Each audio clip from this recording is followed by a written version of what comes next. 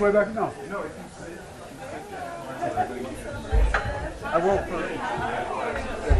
I should have brought a monitor so I could just do this.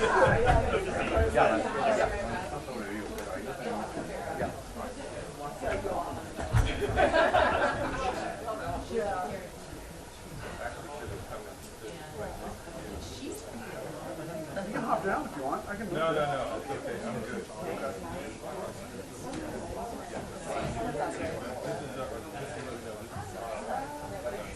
Yeah, you're that way.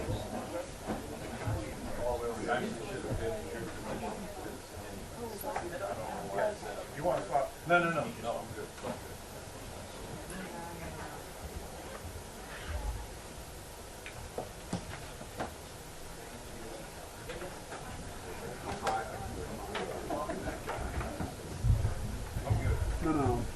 These guys. Just a hair. Just a hair.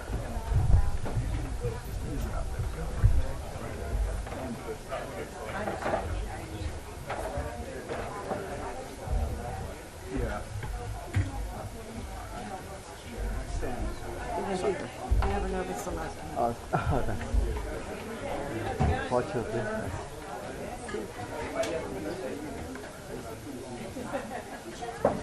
Thank you. I'm gonna make it. And I gotta cut it. Hi. Hi, how are you? How are you? Where are you? Did you find your...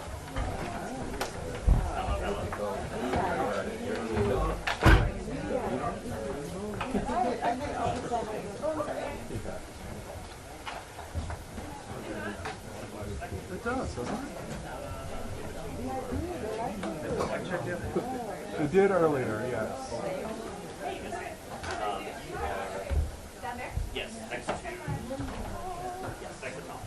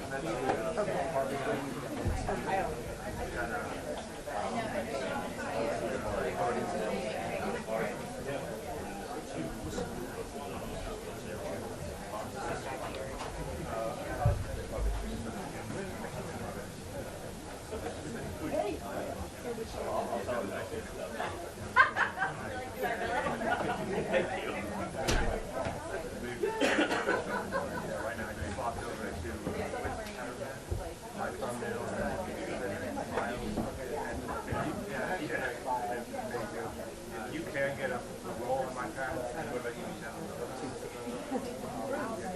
So I have Jacob and Rubio. Rubio press.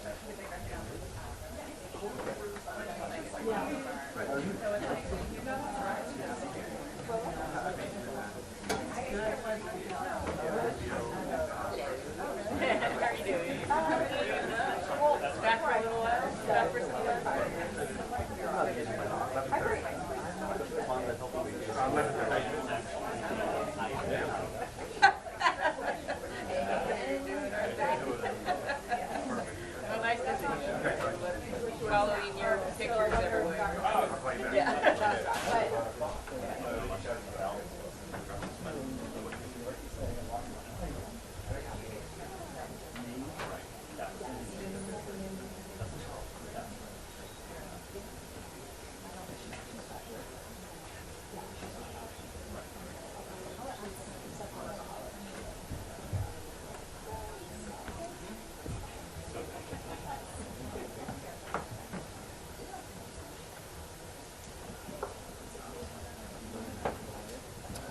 Check 1, 2, 3, 4, 5, 6, 7, 8, 9, 10. 1, 2, 3, 4, 5, 6, 7, 8, 9, 10. Just a quick mic check. Welcome to the Daily Press Briefing Room.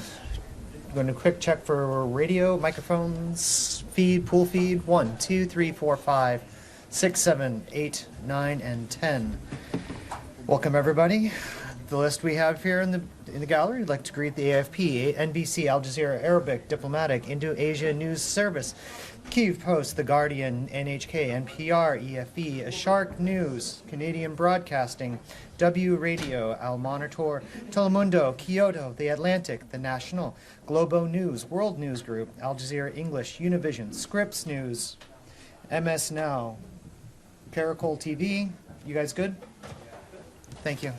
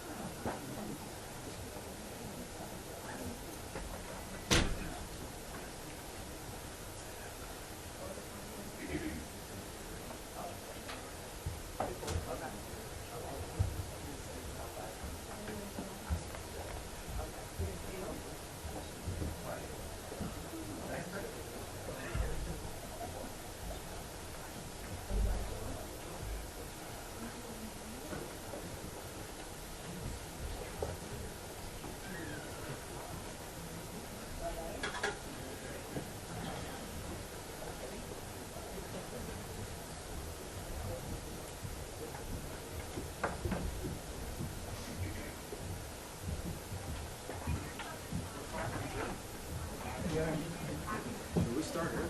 I don't even know they can screen it. So you guys okay? We start early? Nah, let's just wait 5 minutes. All right. Well, thank you guys for coming today to cover us and to do this event. I wanted to start. I'm going to be very brief because I just want to get to as many questions as I can. I can do English. I'll answer Spanish if you ask Spanish, and then I'll answer it in English after I answer it in Spanish. So any other languages, you know, won't be able to do it. But those two, and then look. When I took over Secretary of State, I'll refer you back to the hearings we had in the Senate in January about the role I hope to play. And I believe very strongly this president was elected. One of the reasons why he was elected, very specific things, but one of the reasons why President Trump was elected is sort of an understanding among the American people that our foreign policy was in need of a complete recalibration. A recalibration because the world had dramatically changed. Many of the institutions, policies, assumptions that our foreign policy was operating under were built upon a world that no longer existed. And it required us to re-examine that. One of the assumptions that I think we had lost during this period of time, and I don't mean to make this an academic lecture, but I wanted to give you some insight into the broader thinking, as I highlighted at that hearing less than a year, almost a year ago now, is one of the assumptions was the loss of the notion of the national interest in our foreign policy. At the core of foreign policy needs to be the national interest of the United States. Now, that doesn't mean that there aren't issues and things we care about in the world, but at its core, the core principle of the national interest, the core principle behind our foreign policy needs to be our national interests.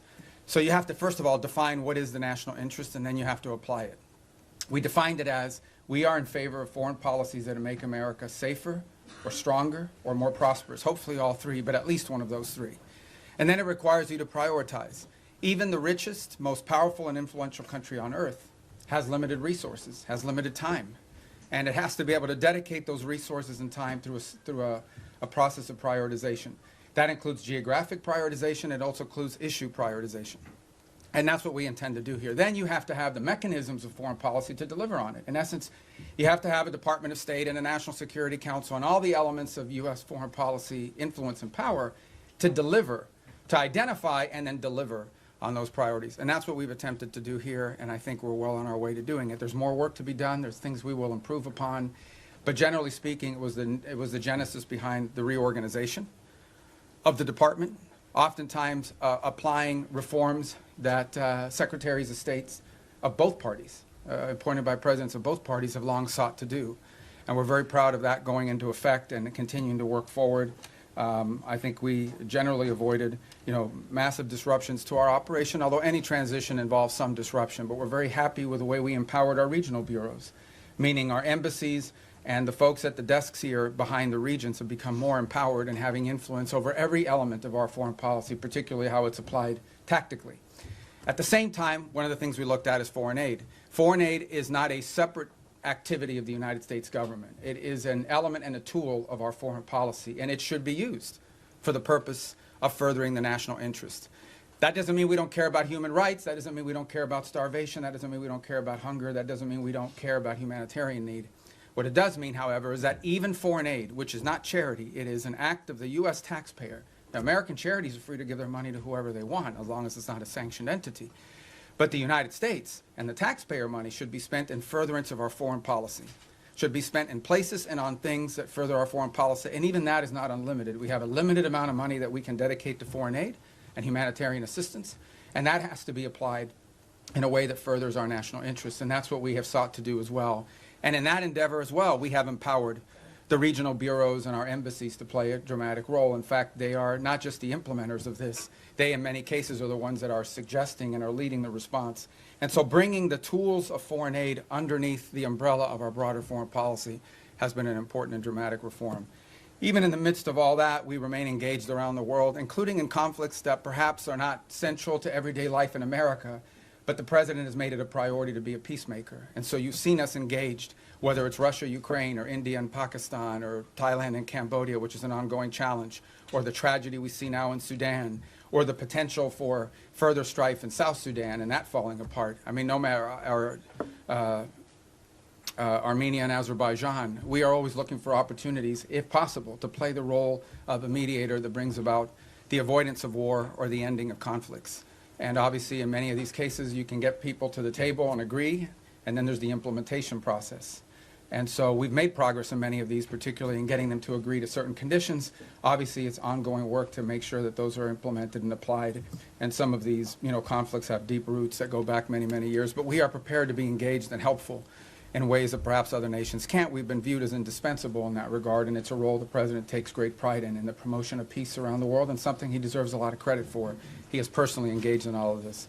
Obviously, the big one was the situation with Gaza, which again is ongoing. There is now a ceasefire. There's that war is no longer going on at the scale and scope and all the other things that were going on before. But obviously there's more work to remain. We are still through the process of trying to implement phase 1 and lead to phase 2 and phase 3. That is a long-term project, some of which will extend beyond the 4 years of this administration, but I thought was a very important achievement as well.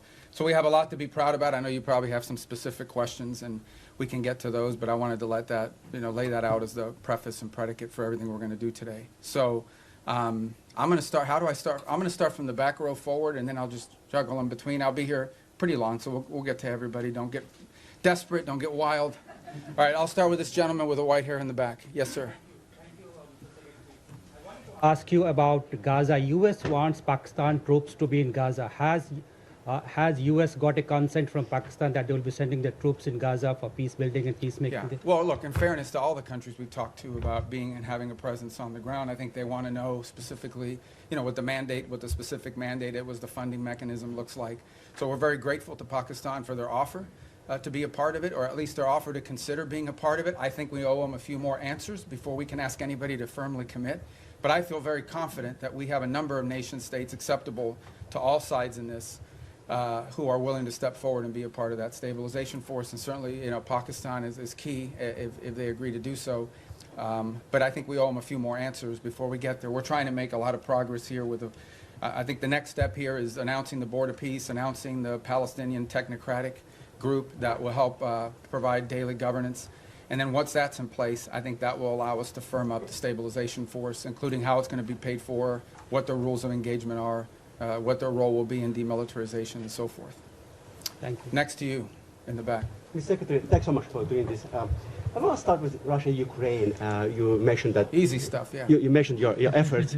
There are talks going on right now, starting today and this weekend in Miami.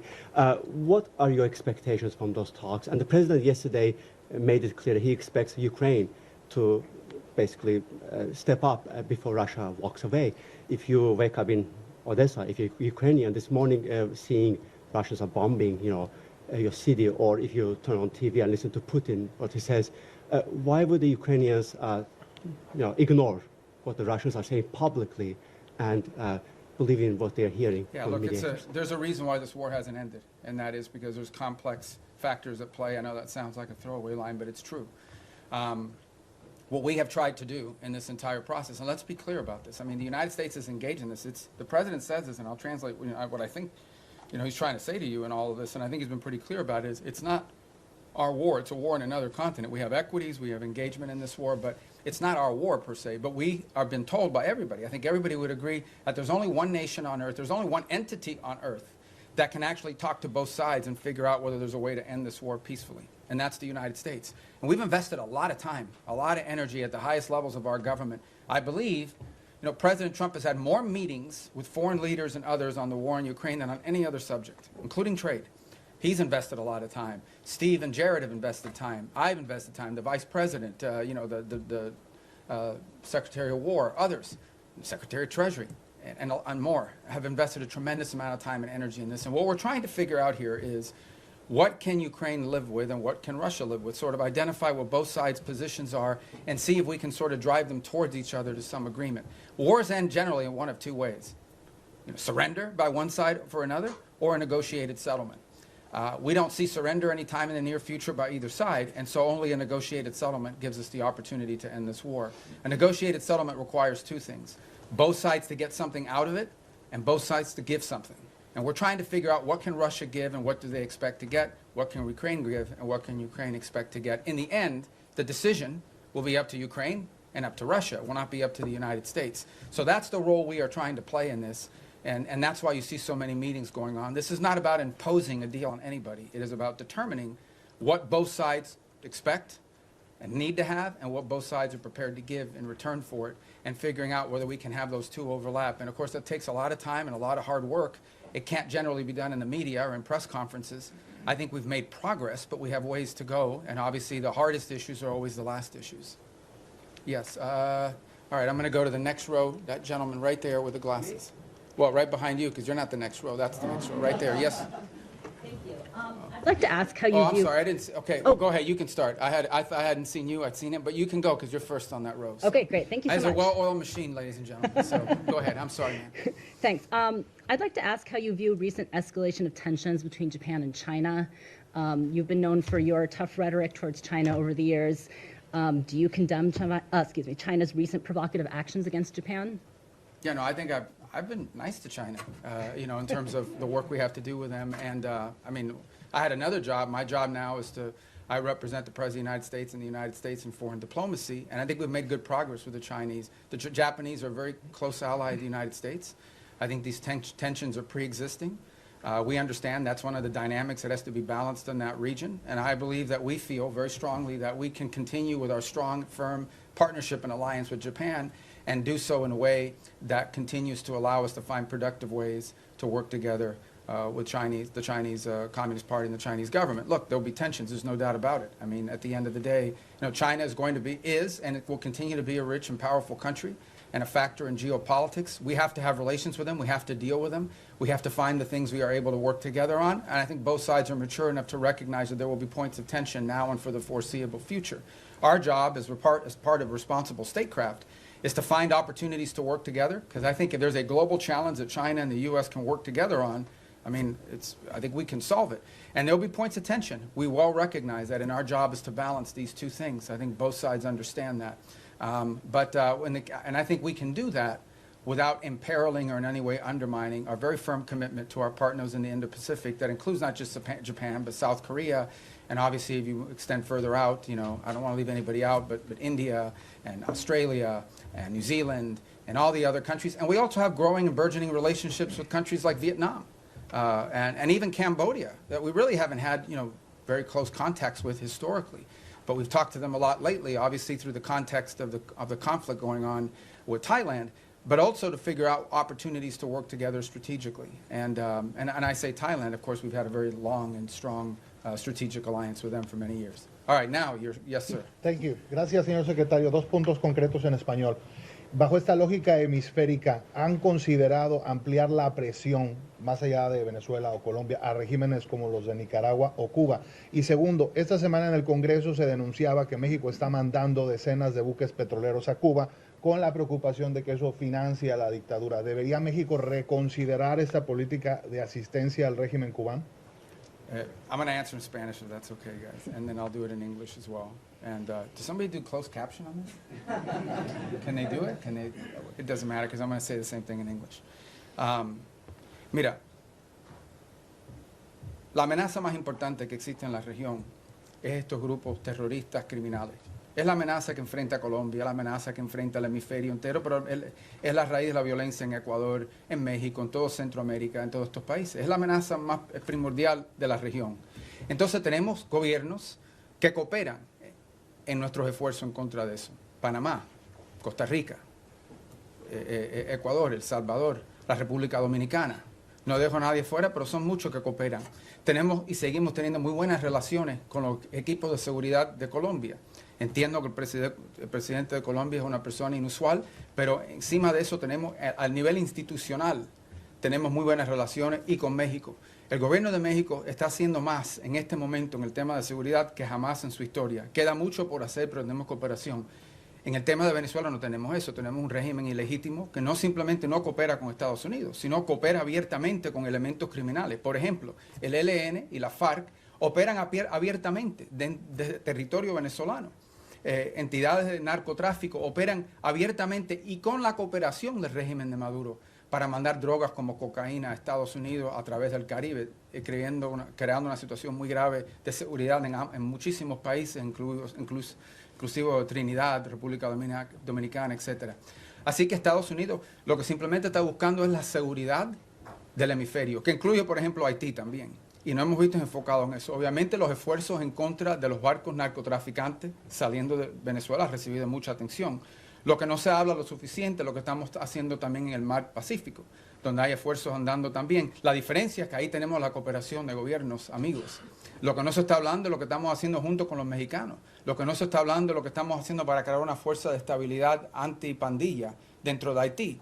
Lo que no se está hablando es toda la cooperación que existen con todos estos gobiernos para llevar a cabo esta guerra en contra de estos elementos terroristas, criminales, que operan abiertamente dentro de nuestra región y que amenazan los estados de esta región. La buena noticia es que este nuevo año nos va a traer más gobiernos en el hemisferio que están dispuestos a cooperar en países como Bolivia, en Chile. Obviamente ya tenemos grandes amistades en lugares como Paraguay y Argentina. y en fin, la reelección del presidente en Ecuador, la cooperación que existe en muchos países y esperemos poder ampliar esas relaciones con otros países también. Así que el esfuerzo se trata de eso y en eso estamos enfocados. Y obviamente tenemos que determinar cuáles son las fuentes de inseguridad en la región. Y esa fuente, la razón por la cual Venezuela ha recibido tanta atención, es porque Venezuela es un país que no simplemente, es un régimen ilegítimo, que no simplemente no coopera con nosotros, sino abiertamente coopera con elementos criminales y terroristas, incluyendo Hezbollah, Irán y otros. Y obviamente estos grupos narcos cooperan abiertamente desde ahí. You know, the question that and it's a question many of you might have as well, is when it comes to the Western Hemisphere, the single most serious threat to the United States from the Western Hemisphere is from transnational terrorist criminal groups, primarily focused on narco trafficking, but they're in all sides businesses as well. So the good news is we have a lot of countries in the region that openly cooperate and work with us to confront these challenges. Mexico, their level of cooperation with us is the highest it's ever been in their history. Throughout Central America, for the most part, except for maybe Nicaragua and to some extent Honduras, we've had great cooperation from Ecuador, from El Salvador, from Ecuador being in South America, but across the Pacific coast where we're also undertaking efforts.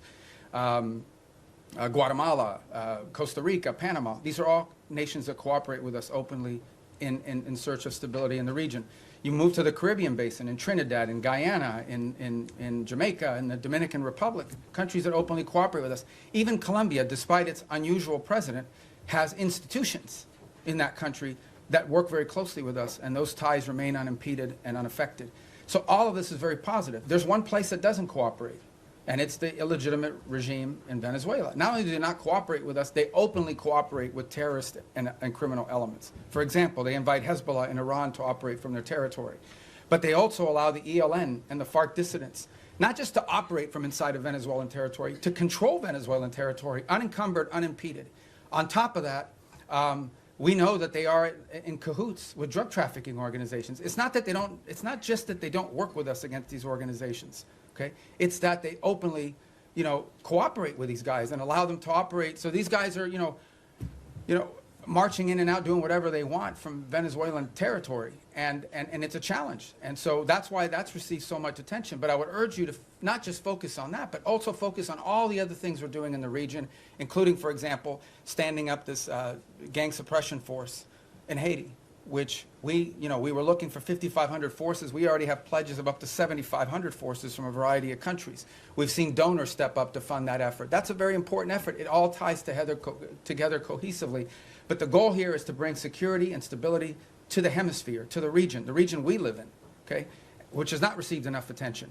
To bring the elements of American power to achieve that, to do it in partnership with as many countries as are willing to work with us in that regard. That's the goal here, and it's comprehensive and involves more than just one place. What makes Venezuela stand out is that the regime there actually cooperates with the terrorists. Yes, sir. In that row right there. Yeah, right there in the middle. On the hemisphere, the White House recently put out the national security strategy, essentially reorienting towards the Western Hemisphere. It was How good, is this right? strategy going to, yeah. Well, I was involved So in you it. can answer from both hats, I guess, exactly. but how is that strategy going to dictate your relationship with other hemispheric powers like Canada and Mexico? No, I mean, we want to partner with as many people. I mean, they face the same threats that we do.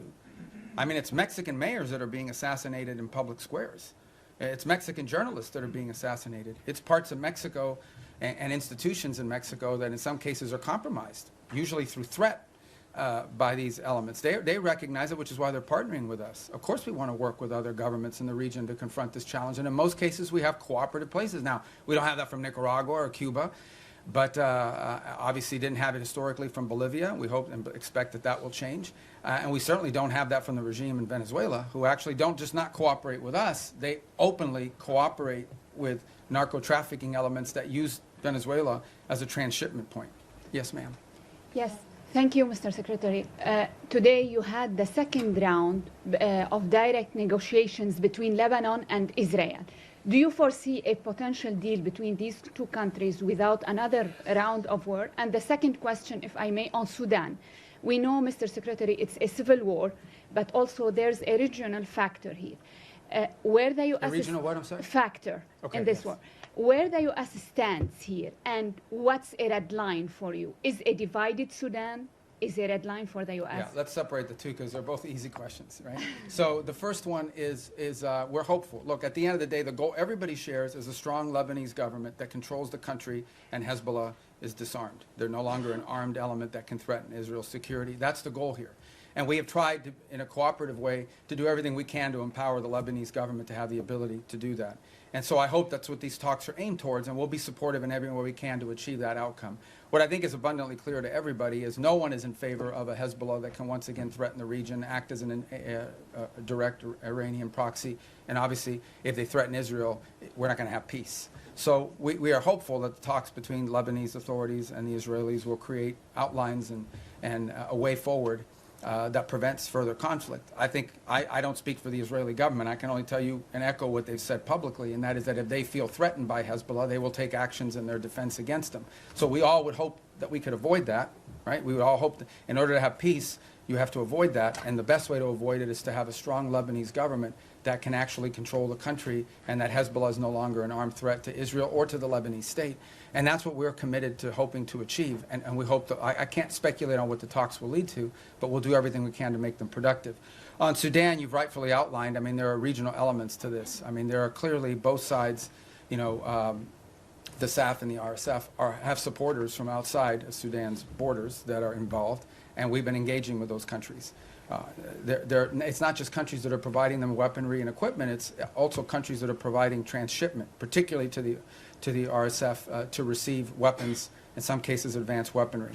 Our goal right now in the short term, and what we've emphasized to everybody, including in my calls with leaders in the UAE, leaders in Saudi Arabia, we're very engaged in that. Our special envoy, Massad Boulos, just returned from the region, meeting with the Egyptians, with the Saudis, with the UAE, and others. We've also been in collaboration with the UK on some of this. Our goal, the immediate goal we have, is a cessation of hostilities, okay, a humanitarian truce going into the new year that allows humanitarian organizations to be able to deliver aid to the people in great distress.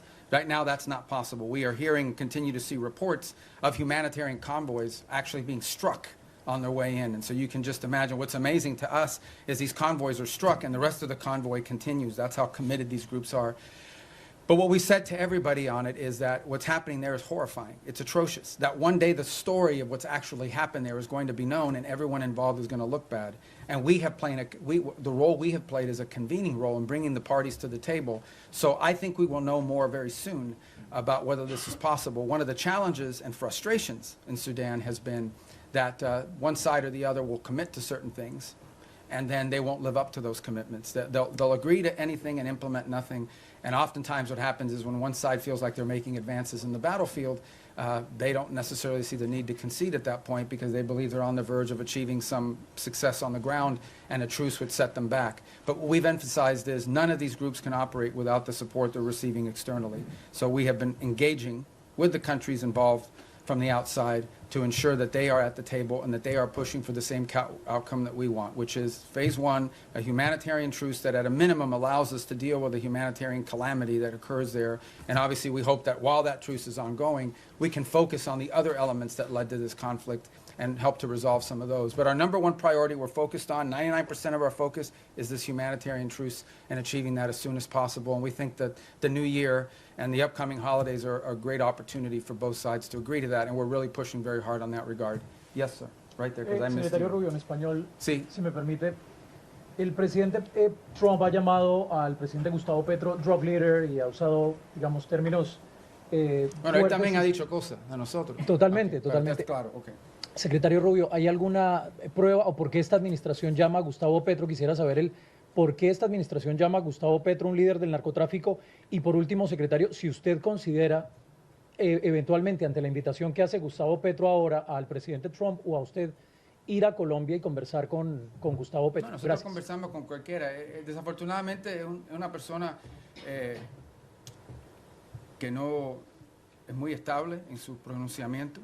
Pero no vamos a permitir que la actuación de un presidente, que al fin su término termina pronto, vaya a dañar la relación que existe entre Estados Unidos y Colombia, una relación muy cerca, una relación que se ha establecido a través de los últimos 50 años, una relación importante comercial, diplomática, militar, de seguridad, uno de los grandes socios y aliados que tenemos en la región.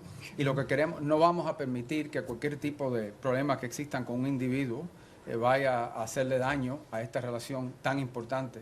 Esperemos que en el futuro exista la oportunidad de tener más cooperación a los niveles más altos del gobierno colombiano, pero no vamos tampoco a dañar, o no queremos dañar, a todas las relaciones que tenemos y los enlaces que tenemos, incluso con individuos en el cuerpo legislativo y también con oficiales electos al nivel local, muchísimos alcaldes y de diferentes lugares dentro de Colombia que también tienen muy buena relación con Estados Unidos y la amplia y estrecha relación que existe entre nuestros pueblos también.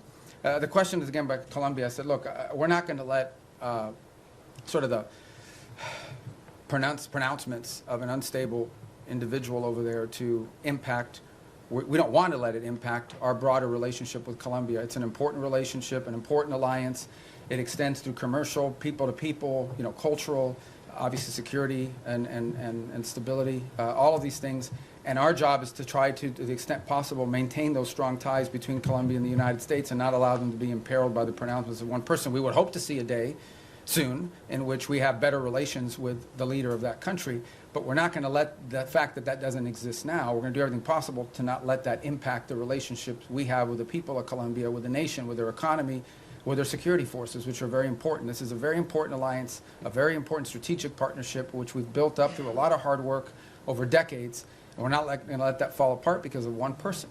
If that changes and he changes, that would be great. And obviously, you know, in May there'll be a new president there, and there'll be elections, and we'll work hopefully more cooperatively with whoever replaces the current president. But that's up to the people of Colombia. Did I not get your question? Go ahead. Thank you. Returning to Gaza, what is the U.S. understanding of what Hamas is willing to concede on disarmament? Reports suggest that Hamas might hand over its heavy weapons, but retain its smaller arms. Is the U.S. prepared to accept partial disarmament as sufficient? Yeah, I'm not going to get into the details of those types of negotiations. Let me just couch it to you this way. Everyone wants peace. No one wants a return to a war. If Hamas is ever in a position in the future that they can threaten or attack Israel, you're not going to have peace. Okay? You're not going to convince anyone to invest money in Gaza if they believe another war is going to happen in 2 to 3 years. So I would just ask everyone to focus on what are the kind of weaponries and capabilities that Hamas would need in order to threaten or attack Israel as a baseline for what disarmament needs to look like. Because you're not going to have peace. If 2 years from now Hamas is launching rockets or killing Israelis or carrying out, God forbid, another 7th of October type terrorist attack and so forth, you're not going to have peace. So who's going to invest in a peace? Who's going to invest in rebuilding a place that's going to get destroyed again in a future war? So that's why disarmament is so critical. Now, what that entails, we're going to leave that to the technical teams to work on. It would have to be something, obviously, that they're willing to agree to, that our partners can push them and pressure them to agree to. It also has to be something that Israel agrees to. In order for that to work, both sides have to agree on it, and we need the space to do it. But that's the way to think about it, okay? You cannot have a Hamas that can threaten Israel in the future. If they can, you won't have peace. So that's the goal. All right. Who's left in that row? Right there with the mustache. Or the... Thank you, Mr. Secretary.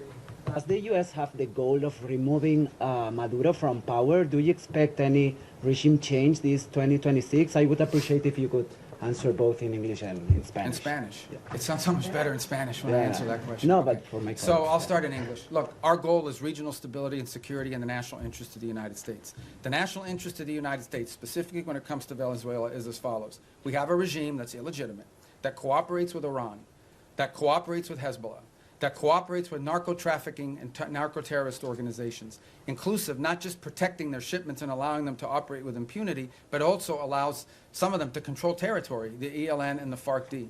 Okay? The ELN and the FARC dissidents operate openly. They have like open camps that they control territory inside of Venezuela.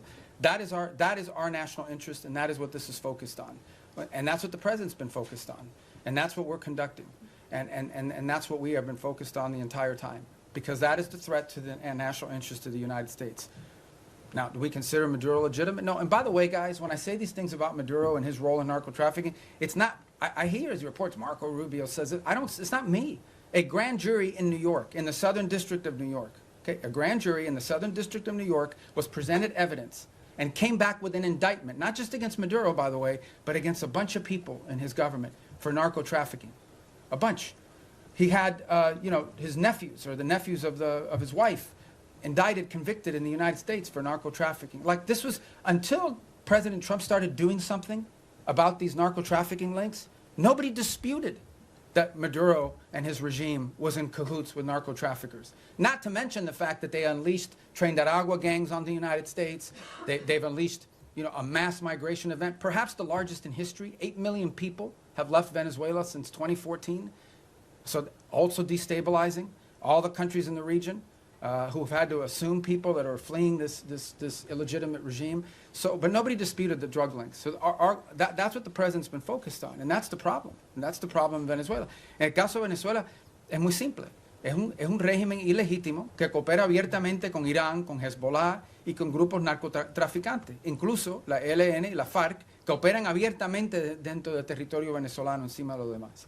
Entonces, la amenaza que enfrenta los Estados Unidos es eso, que tenemos un régimen ilegítimo que coopera abiertamente con elementos terroristas, y por eso consideramos el régimen de Maduro un régimen terrorista, cooperan abiertamente con elementos terroristas que amenazan la seguridad de Estados Unidos. Punto. Ese es nuestro interés y en eso estamos enfocados. Okay, next row right there. You, yeah. With all due respect for my colleagues, I'm going to ask this one in Spanish. Okay. Señor secretario, usted acaba de decir que no espera o que no es la intención de Estados Unidos que las diferencias con el presidente Gustavo Petro generen afectaciones para la relación con Colombia.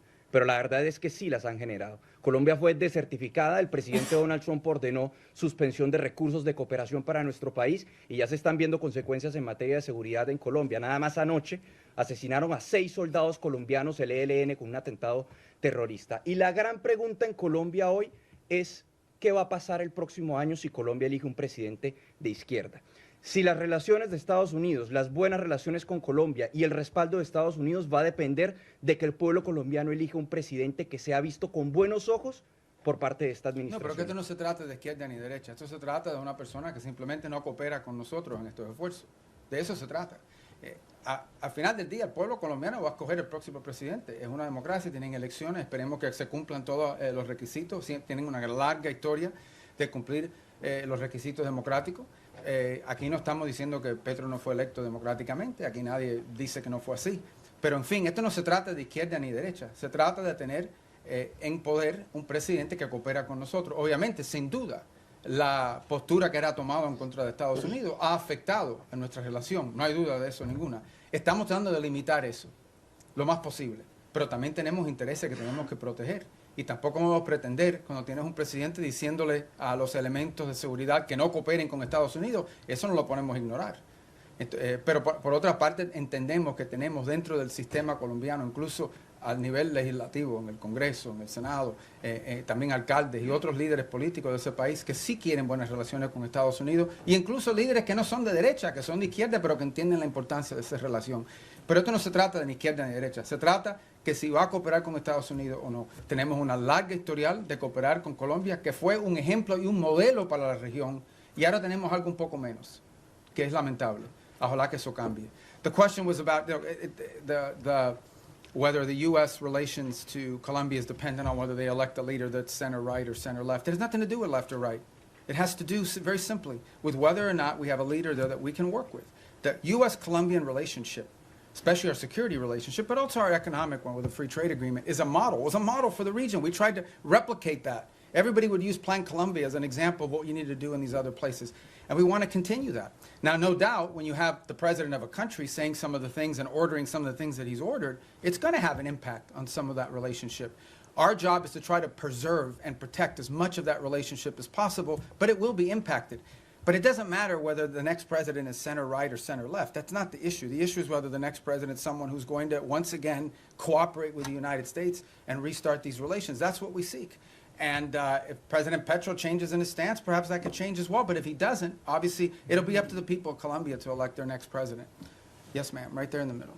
Secretario Rubio. I don't want you guys to think I'm only picking the Spanish ones, okay? I actually don't know who any, well, there's a list here, but I can't even read it without these glasses. All right, go ahead, I'm sorry, perdón. Secretario Rubio, usted lleva años denunciando el régimen de Nicolás Maduro y estuvo, entiendo, hace poco en una conversación telefónica donde hablaron el presidente Trump y Nicolás Maduro. Quisiera preguntarle cómo sintió a Nicolás Maduro en esa conversación, usted que lo conoce desde hace años, pues su comportamiento, si siente que está acorralado como reportan los medios, si está abierto a irse a otro país a cambio de un indulto si ustedes estarían pensando en reunirse con él.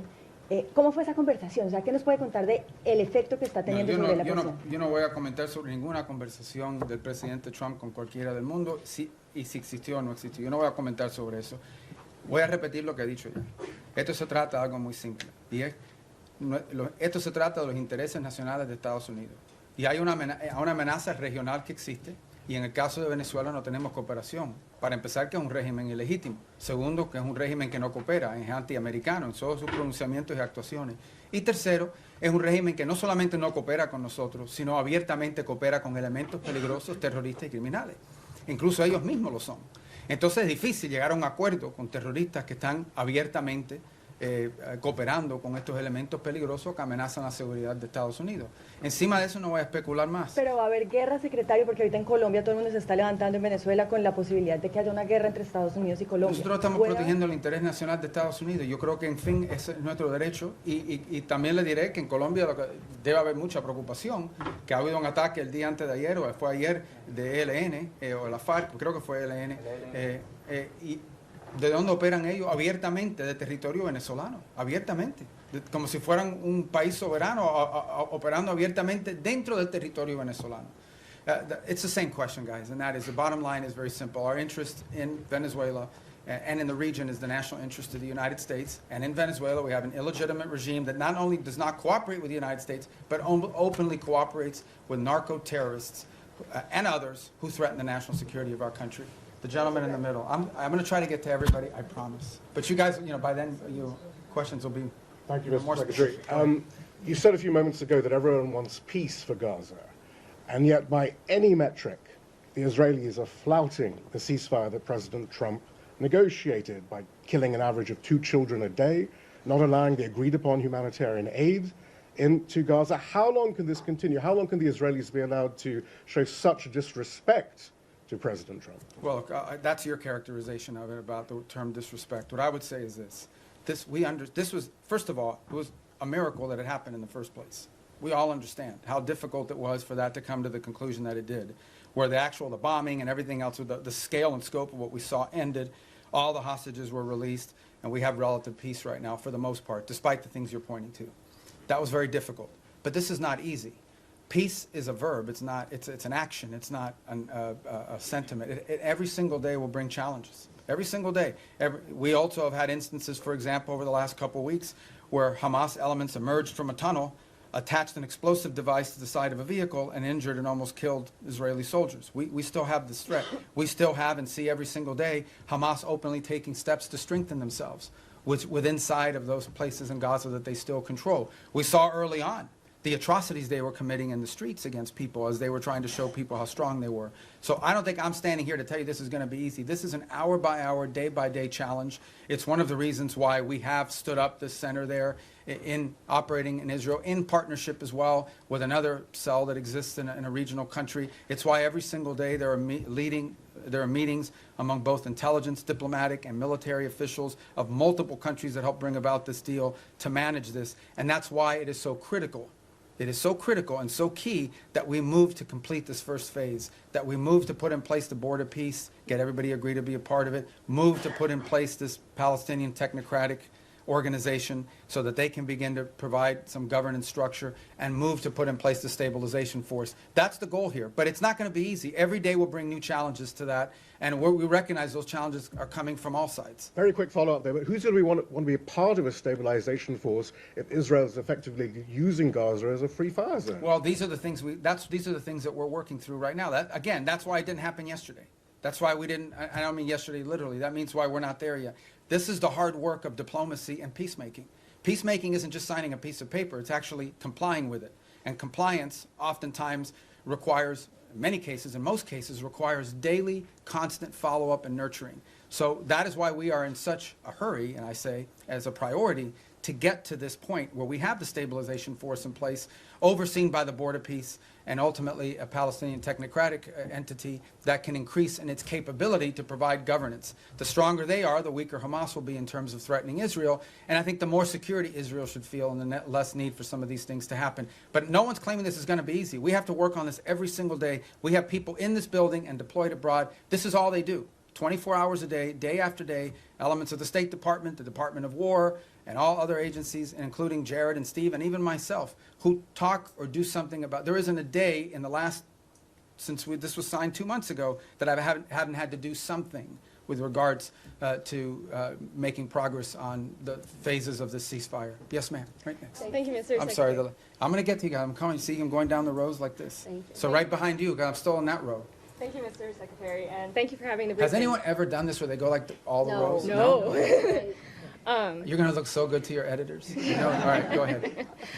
Caroline Lumetta with World News Group. Several faith-based organizations have been calling on the administration to reopen the U.S. refugee admissions program, particularly for religious minorities facing persecution. That includes Afghanistan, Syria, Iran. Is it going to be a goal in 2026 to expand that program again beyond South Afrikaners? Yeah, so here's the problem, okay? In the last 4 years, we had a flood of people enter this country through a variety of means. So that's what we confronted. We have to stop that, and we did. We've been successful. You see the border secured, the number of illegal entries has completely collapsed. And now we're facing a second challenge, and that is we've admitted a lot of people into the United States. And perhaps the overwhelming majority of them are not bad people and so forth. This is all true. But there are people, we know, okay, for a fact, that there are people in this country who got in through some form of vetting that was wholly insufficient. And we've seen tragic evidence of that very recently, including people that we claim to have vetted. So, why does that happen? Because there are some places where you can't vet people. You can only vet people on the basis of information you have about them. But that information is oftentimes dependent on whether there's some local authority that actually has any information about them. Okay, so that is the challenge we're facing, which is why the president has sort of put a stop to all of these things until these systems for admitting people into our country can be improved. But I think everyone would understand that after a flood of 15 to 20 million people into our country, almost unrestrained in some extent, over the last 4 years before taking over in January of this year, there's a desire in our country to put a stop to that until we can fix these processes to ensure that not only do we know who's in the country now, but in the future, we're not going to face some of these challenges that we faced in the past. So, look, the United States remains the most generous country in the world when it comes to legal immigration. This year alone, close to 1 million people will enter this country legally and have their green card and go to war. But we do have a right, like every sovereign country does, to know who you are, why you're coming, what you've done in the past, and what we think you might or might not do in the future. We have a right. We have a right to make sure that you're not going to come to this country and pose a burden on our social safety network. All of these things are rights of sovereign countries. A bunch of sovereign countries in the world do it. Most of the countries in the world have far more restrictive immigration policies than the United States has ever had. But we are in a special period right now. This is not like business as usual. This is, right now, we are less than a year removed from the most reckless migratory incompetence in American history, where a flood of people and mass migration events entered the United States.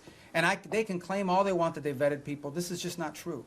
Some of them were cursory vetting, and in some cases you couldn't vet them because the countries or places they came from had no documents upon which they could be vetted on. So that program will be studied, and it will not be restarted at the scale and scope it was until we are comfortable that it is one that we know everyone who's coming in and who they are and whether they meet the criteria for admission to the United States. Do you have any sort of timeline? Thank you so much, that? Mr. Secretary. A follow-up on the conversation between President Trump and Maduro, because the day after the conversation, the president said he was going to be meeting that gentleman very soon. Is this still being considered? Is the president still considering that? Is still a chance for diplomacy on Venezuela? And also, any role that you see Brazil could play? Because just a few weeks ago, President Lula spoke with President Trump and Nicolás Maduro, and he offered to help to mediate the conversation. Yeah, I'm not going to comment on any, as I said, I'm not going to comment on the president's talks. I will just point you to the fact that the thing about this president that I think you've seen is he's willing to talk to anybody. He's willing. He doesn't view talks as a concession. But I don't have any update to you on what comes next in that regard. I have no reason to express skepticism or optimism about it. I'm just not going to comment on what the president has available to him as options across the range of options that include diplomatic options. And how about the conversation with Lula? I mean, I think he said to us what he has said publicly, and that he has a willing to play a positive role in that regard. You know, the president's had 2 phone conversations and 1 meeting with President Lula. I think we've made progress on some things, including on trade. We have more work to be done. The two presidents got along. We felt that was important in terms of those conversations. I've talked to Mauro, their foreign minister, on it, including this earlier this week. And we have a lot of issues in common with Brazil that we'd like to work together on, and strong links. Being from Florida, as an example, I know how important Brazil has been to us as a partner. We've had some disagreements on a couple things over the years as well. But I feel like that relationship is on a positive trajectory, but as far as its role in Venezuela, I don't have anything to provide you on that today of any specificity. Just a quick Yes, sir. follow-up on the tariffs, political tariffs. No, I got to Brazil. get to him. Okay. Okay. Thank you, Mr. Secretary, and thank you very much for doing this. On phase 2 in Gaza, when is the soonest that we could see that being implemented? And then separately, you said at the top that you want the US to play the role of mediator that brings about the avoidance of war and ending conflicts. How do you square that position with a possible military intervention in Venezuela? Thank you. Well, first of all, a couple things. Wanting to pursue peace and secure peace does not necessarily come at the expense of your national interest. We reserve the right and retain the option of defending our national interest. Now, in the case, again, we're going to talk about Venezuela. Let's be clear. Maduro has made multiple deals with elements around the world, including with the Biden administration. Okay, Maduro made a deal with the Biden administration, and here's the deal he made. And I only say this to you not because we want to get back to that deal, but just as an example of why the guy cannot be trusted to keep deals. It's a problem. Okay, somebody breaks deals multiple times, you have a right to be skeptical they're ever going to keep the deal. He made a deal, and as part of that deal, they lifted sanctions. They released his 2 nephews from federal custody after their conviction. They sent back his bagman, Alex Saab, and all these sorts of things. He released political prisoners, and he promised to have free and fair elections. He didn't have free and fair elections. He rearrested or exiled most of those political prisoners, so he pocketed all the benefits and lived to none of those commitments. So, look, it's hard to have and do a deal with someone who never keeps a deal. Now, on the broader perspective of what you're asking about, let's be mature here. Yes, there are issues where we want to pursue peace if that is possible, but we also have our national interest. If our national, we're not going to reach a peace deal with narco-trafficking bans. We're not. We can't reach a peace deal with MS-13. We can't reach a peace deal with Tren de Aragua. We can't reach a peace deal with the ELN or the FARC that are still pumping drugs into the United States or any of their cartels in Mexico. You can't do a peace deal with these people any more than you could do a peace deal with a mafia. So I think it's important to understand that's different between warring factions and nation states around the world where we feel like maybe we could act as a bridge to bringing about the differences. But when you're talking about things that directly implicate the national interest of the United States, and no one can argue that transnational criminality and terrorism in our hemisphere is not a threat to the national interest of the United States, we have to use, we reserve the right and have the right to utilize every element of national power to defend the national interest of the United States. And no one can dispute that, and every country in the world reserves the same option. We just simply have more power than some of them do. And phase 2 Gaza? Oh, phase 2 Gaza, yeah. I mean, we got to complete phase 1 to get to phase 2. That's why we're working every day to get there. Look, guys, if this stuff was easy, it would have been done already a long time ago. This is a complex situation. No one would dispute it, but it's important. What we achieved already, what the president achieved ending that war already was something no one thought was possible. Everyone thought that the last episode was going to be an Israeli incursion into Gaza City that would lead to massive loss of life and the hostages would never be reunited with their families. And today, as we speak, all the hostages that were living are back, all but I believe one of the bodies has been returned. No one would have believed that 6 months ago. So that in and of itself, but that is not the end of the story. We want to continue on this. But what we're talking about is dealing with something that no one has been able to solve in 30 or 40 years. No one. And it's going to take some time. But I feel generally optimistic that we have the right people at the table with the right motivations to make it happen. But no one is claiming to you that this is going to be just a straight up trajectory. It's going to have its ups and downs. It's going to have its good days and bad days. The important point is that the momentum and the trajectory on it is a positive trajectory. And we're investing high levels of our government every day in trying to make that happen. But we can't do it alone. We have all these other partners that we have to include. So I would focus you on, let's get the board of peace in place and announced. Let's get the technocratic Palestinian group in place. And then let's get the stabilization force in place. And then we can move on to the other elements, the phase 2 and phase 3 of the plan, that hopefully will be what will be enduring. And the work of putting phase 2 and phase 3 in place is going to extend far beyond the next 3 years. I mean, this is a generational commitment. But we want to leave those pieces in place for the next administration to continue to build upon, even as we achieve phase 1 and parts of phase 2 during this administration. Yes, ma'am. Yeah, Mr. Secretary, some of your former Democratic former Senate colleagues who considered you one of their most trusted bipartisan partners have, since you joined the Trump administration, accused you of abandoning some of your former principles and positions, and 3 or 4 have said they regret voting for you. Well, I had 99 votes. I could have spared 4. What's your response to that? And more importantly, how do you think about building and maintaining bipartisan consensus and cooperation on foreign policy at this moment, especially because that will be necessary to sustain President Trump's legacy after he leaves office? I mean, we live in a very different time, unfortunately. I engage with senators, for example, from both parties. We saw a bunch of them the other day all the time. And obviously, but politics today is very different than it was 10 or 20 years ago. It just is. I'm not in that anymore. I'm no longer in a political office, but I know political offices. I served 14 years in the Senate, and politics is real, right? I mean, there's also not a lot of benefit to a Democratic senator saying what a great guy Marco Rubio is in this current political environment, or anyone in the Trump administration for that matter. So all I will tell you is I get up every day, we go to work, we get work done, we do cooperate and work with. They don't always agree with everything we're doing, but I have a lot of people in the Senate, particularly chairmen of key committees that we interact with.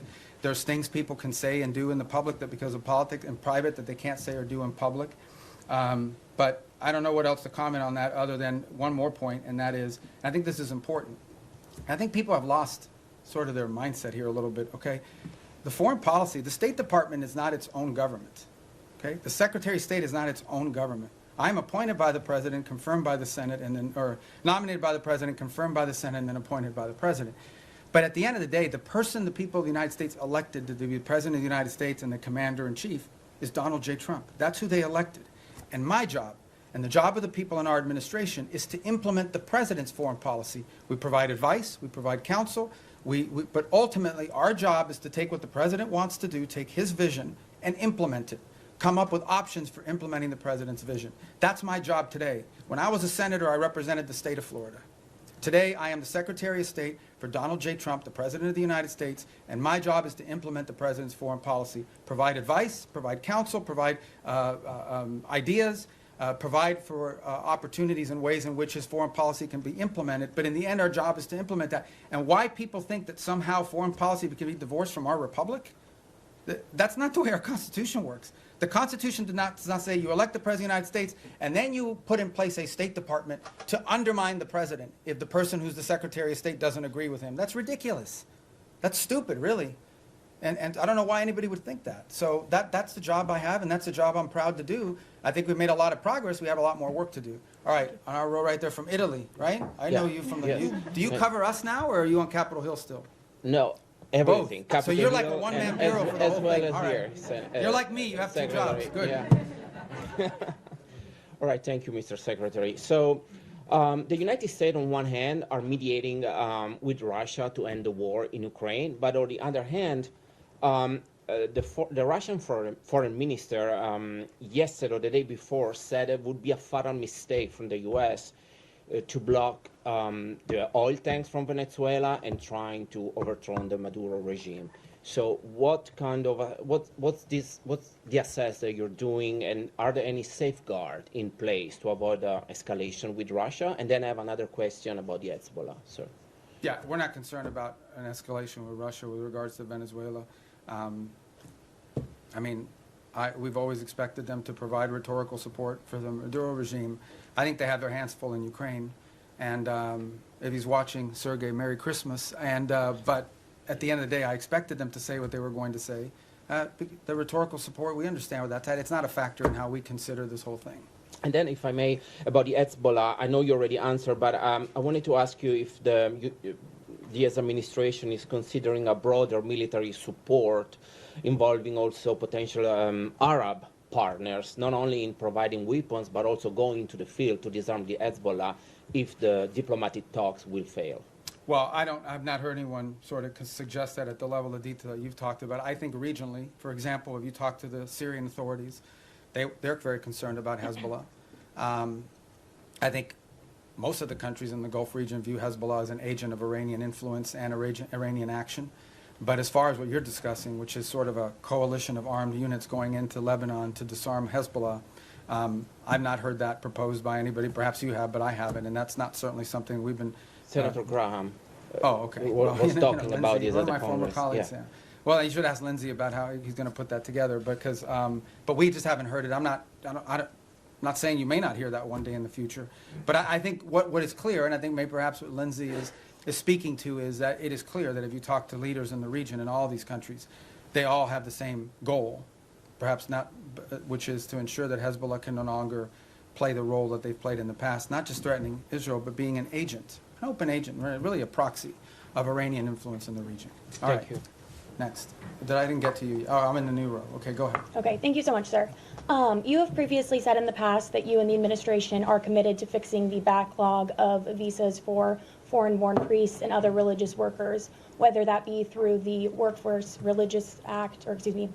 Workforce Act, or through maybe a standalone process. Is there any update you can give on the status of that and what's being done to I think we'll have hopefully more to fix this announce issue? on that early next month. Okay. Yeah, early next month. Okay. We've worked closely with a lot of the religious authorities to do that. Obviously, depending on the denomination, we're not discriminating in favor of one versus another. Mhm. Some denominations are more professionalized in terms of what they're able to provide us with and sort of information versus others. Some of it depends the country they're coming from, because, you know, we have to be careful not to be waiving, you know, we have country-specific requirements depending on the country they're coming from. But I think we have a good plan in place to put that into effect. And I know we've worked with a number of denominations in that process. Obviously, one of the big users of that system is the Catholic Church in the U.S., and so we've worked with the Conference of Bishops. And I think we're going to get to a good place. We don't have it ready yet. All this takes time to put together, but we're moving quickly, and I think we'll have something positive about that at some point next month, hopefully in the early part of next month. Thank you yes, so sir. much. Thanks, Mr. Secretary. White House Chief of Staff Susie Wiles said that the U.S. would need congressional approval to conduct ground strikes in Venezuela. Do you share that view? And on your response today on regime change, Wiles already acknowledged that the point of the boat strikes was to pressure Maduro, i.e. have him leave. Why not just acknowledge that this is a regime change? Do you have the quote she said? That this is but do you have the quote? To cry uncle. Yeah, was so, the okay, quote, yeah. so cry uncle, all right? I guess in Spanish you would have to say tío. But I think, I don't know how that, I mean, you can interpret any way you want. But at the end of the day, it is clear that the current status quo with the Venezuelan regime is intolerable for the United States. The status quo, that they operate and cooperate with terrorist organizations against the national interests of the United States. Not just cooperate, but partner with and participate in activities that threaten the national interests of the United States. So yes, our goal is to change that dynamic. And that's why the president's doing what he's doing. Change that dynamic by ensuring that no one wants to get on drug boats anymore. You know, people were just going out there, you know, openly without any fear of the reaper. And now I think people understand, like, it's not a good idea. By the way, we haven't had a strike in the Caribbean basin in almost 5 weeks. Do you know why? It's not because we stopped looking. It's because no one wants to get on a boat anymore and do that. So it's been effective at cutting that down. Now there's been strikes in the Pacific. So the bottom line is that, sure, our goal is to, I mean, what's the point of doing something? But the change, people want to focus on regime this and this and that. The goal here is very simple. The national interest of the United States. The President of the United States was elected to protect the American people, to protect America. That's what he was elected to do. It's one of his fundamental promises that Donald J. Trump made when he was elected President of the United States is, I am going to protect this country. Protect us from what? From the threat of terrorism, from threats to our economy, and from threats these drug organizations and these terrorist organizations pose against the United States. And if you are an ally, a friend, a partner, or cooperate or participate in activities that threaten the United States, you're going to have a problem with President Trump. I think the only shocking thing here is that a lot of people say that. People run all the time for office. I'm going to take on the cartels. I'm going to do this. He's actually doing it. He's not doing anything he didn't say he was not going to do during this campaign. He said he was going to go after the cartels. And now he's going after the cartels, and everybody's shocked. Don't be shocked.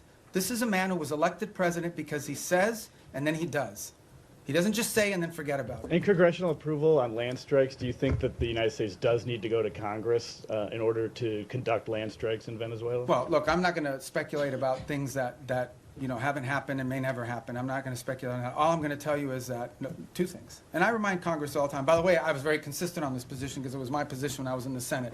Number one, no administration, Republican or Democrat, has ever accepted the War Powers Act as being constitutional. That said, multiple administrations, including this one, have sought congressional approval and or certainly congressional notification of actions taken. Why?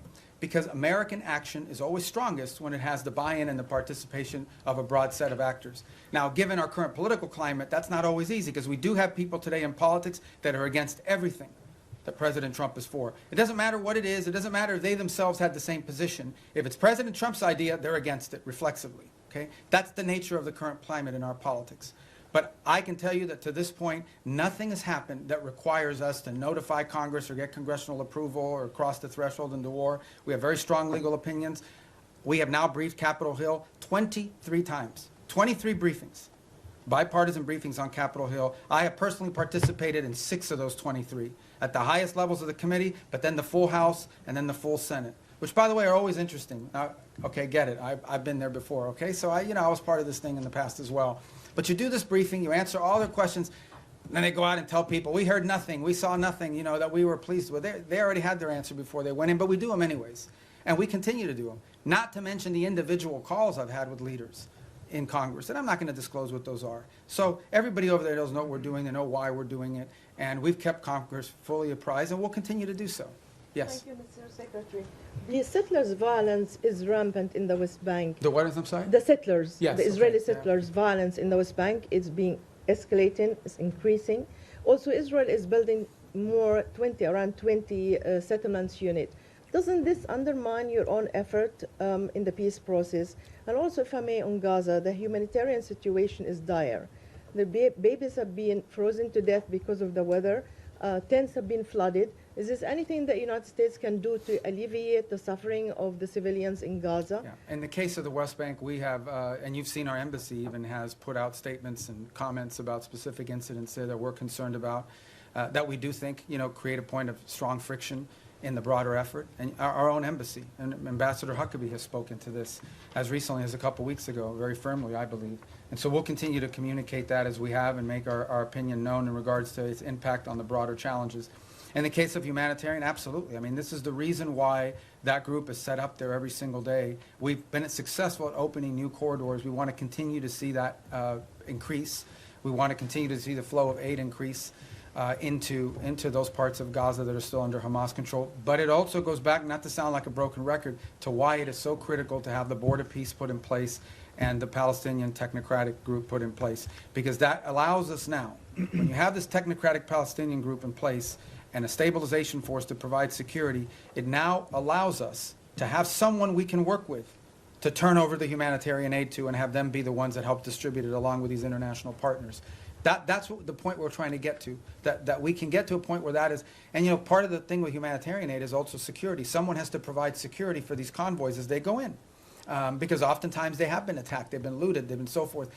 We don't have a force that can do that right now unless the Israelis are going to go in, and that would violate the ceasefire. But if we have a stabilization force on the ground, they could provide security. And then the technical side of it, the logistical side of it, along with the international partners, is what the Palestinian Technocratic Organization can do. That is why we are in such a hurry to finalize that phase of this deal so that the aid can flow. And not just aid, then we can move from aid to reconstruction, which is the goal everybody has. You want to reach a point in which you're not providing aid because Gaza has an economy, and it's not an economy controlled by Hamas. But we can't get to that stage until we can secure the place. And that's why we're in such a hurry to finalize that phase of the deal. Yes, sir. Vladimir Putin today I thought you were introducing yourself. No, no. I'm Vladimir Definitely Putin. not. Definitely not. Vladimir What Putin. are you doing here? Nick Schifrin, PBS NewsHour. Vladimir Putin had his own end-of-year press Today? conference today. Oh, he's trying to step on my message. Yeah, his went, I think, 4 hours, so we got at least 3 hours. And he said he was willing to end the war in Ukraine. I bet you he didn't do it in Spanish. He did not. All right. Go ahead. I'm sorry. No, it's all right. He said he was willing to end the war in Ukraine based on principles he had outlined last summer, and that included a complete Ukrainian withdrawal from 4 regions, most of which are not occupied by Russia, recognition of occupied Russian territory in Ukraine, and the complete lifting of sanctions. That goes beyond some of the recent conversations you've been having. So do you think Putin is serious about peace, and is the U.S. willing to recognize occupied Russian territory in Ukraine? Look, I think ultimately there is what people say, and I'm not claiming that that's not his position. I'm just saying there's what people say and then what people do. In the end, we're not going to base our approach to finding peace here on the basis simply of what people are saying. We're going to base it on what people are willing to agree to, what countries are willing to agree to. Our role is very simple. We try to understand what the Russian position, how much can they give and what do they have to have. We understand the Ukrainian position, and we try to find whether those two things can overlap. Maybe that happens this week. Maybe that happens next month. Maybe that's not ready for a few months. That's not up to us. That's up to the two sides. In the end, it's up to them to make a deal. We can't force Ukraine to make a deal. We can't force Russia to make a deal. They have to want to make a deal. The role we're trying to play is a role of figuring out whether there's any overlap here that they can agree to. And that's what we've invested a lot of time and energy and continue to do so. That may not be possible. I hope it is. I hope it can get done this month before the end of the year. I want it to end as soon as possible. I know the president is deeply committed to helping it end. I know this, though. We're the only ones that can do it. If we were not involved, no one would be talking to both sides. The UN can't do it. Who else is going to do it? Nobody in Europe can do it. So I think to those, I think the one thing people should have is an expression of gratitude that President Trump is willing to continue to engage in this despite the fact that we haven't yet gotten the outcome that he hopes to have, because no one else could do it. And so that's what we're trying to do here. So this whole narrative that we're trying to force something on Ukraine is silly. We can't force it. There's no peace deal that Ukraine, there is no peace deal unless Ukraine agrees to it. But there's also no peace deal unless Russia agrees to it. We are just trying to find whether there's common ground that we can make happen. And maybe that's not possible. Maybe it is. Maybe that's not possible right now. But we don't think our work could potentially serve as a baseline for that in the future. Maybe it is possible now. We're going to continue to test it and see where we can get to. Is the U.S. willing to recognize occupied territory? I'm not going to speak on any specifics of any deal because we're not going to be able to negotiate a peace deal, especially one like this, in the media. Suffice it to say, let me just put it to you this way. There can't be a peace deal unless Ukraine agrees to it. And there can't be a peace deal, of course, unless Russia agrees to it. But remember that. Any peace deal is one that Ukraine has to agree to because they're a combatant. If Ukraine says we don't agree to it, there won't be peace. So our job is not to force anything on anyone. It is to try to figure out if we can nudge both sides to a common place. And guys, in a conflict like this, in a war like this, that's not easy. It takes a lot of time. We're going to have some patience with it, unfortunately. It's already gone longer. But understand why the president cares about this. Okay? Because let's be honest here, and I'm not trying to diminish this, okay? Because it's an interesting position to be in. The United States only provides, we don't provide weapons to Russia, we only provide weapons to Ukraine. The United States doesn't sanction Ukraine, it's only sanctioned Russia. And yet we are still the only country in the world that can talk to both sides. So let's be clear about the role we've played in this so far. I mean, we're the only ones that can. But, so I don't mean to be dismissive of why this matters or it's important, because this is going on in another continent. We've got issues in our own hemisphere we need to be dealing with. That if you were to ask prioritization, I would argue that something in our hemisphere from our national interest is more important than something in another continent. But it doesn't make Ukraine and Russia unimportant. We care about it. That's why we're involved in it. But by the same token, why does the president care? I'll tell you why. This week, 9,000 people will die, including like 5,000 or 6,000 weekly Russian casualties, okay, in a war. This is a bloody, nasty conflict. In the same time, the entire electric grid, the entire infrastructure of Ukraine is being destroyed almost as fast as it's being rebuilt. Every week that goes by, the cost of rebuilding that country gets exponentially higher. It is now becoming generational reconstruction. This is a very damaging war that's going to have incredible implications. There are now hundreds of thousands of Ukrainians, probably maybe in millions, who have not lived in Ukraine in years. They've been displaced to other countries.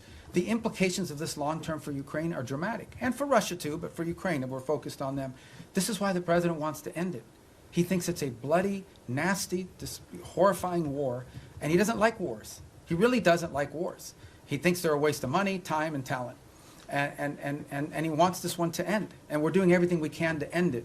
And it may or may not be possible, but we're certainly going to keep trying. Yes, sir. Thank you.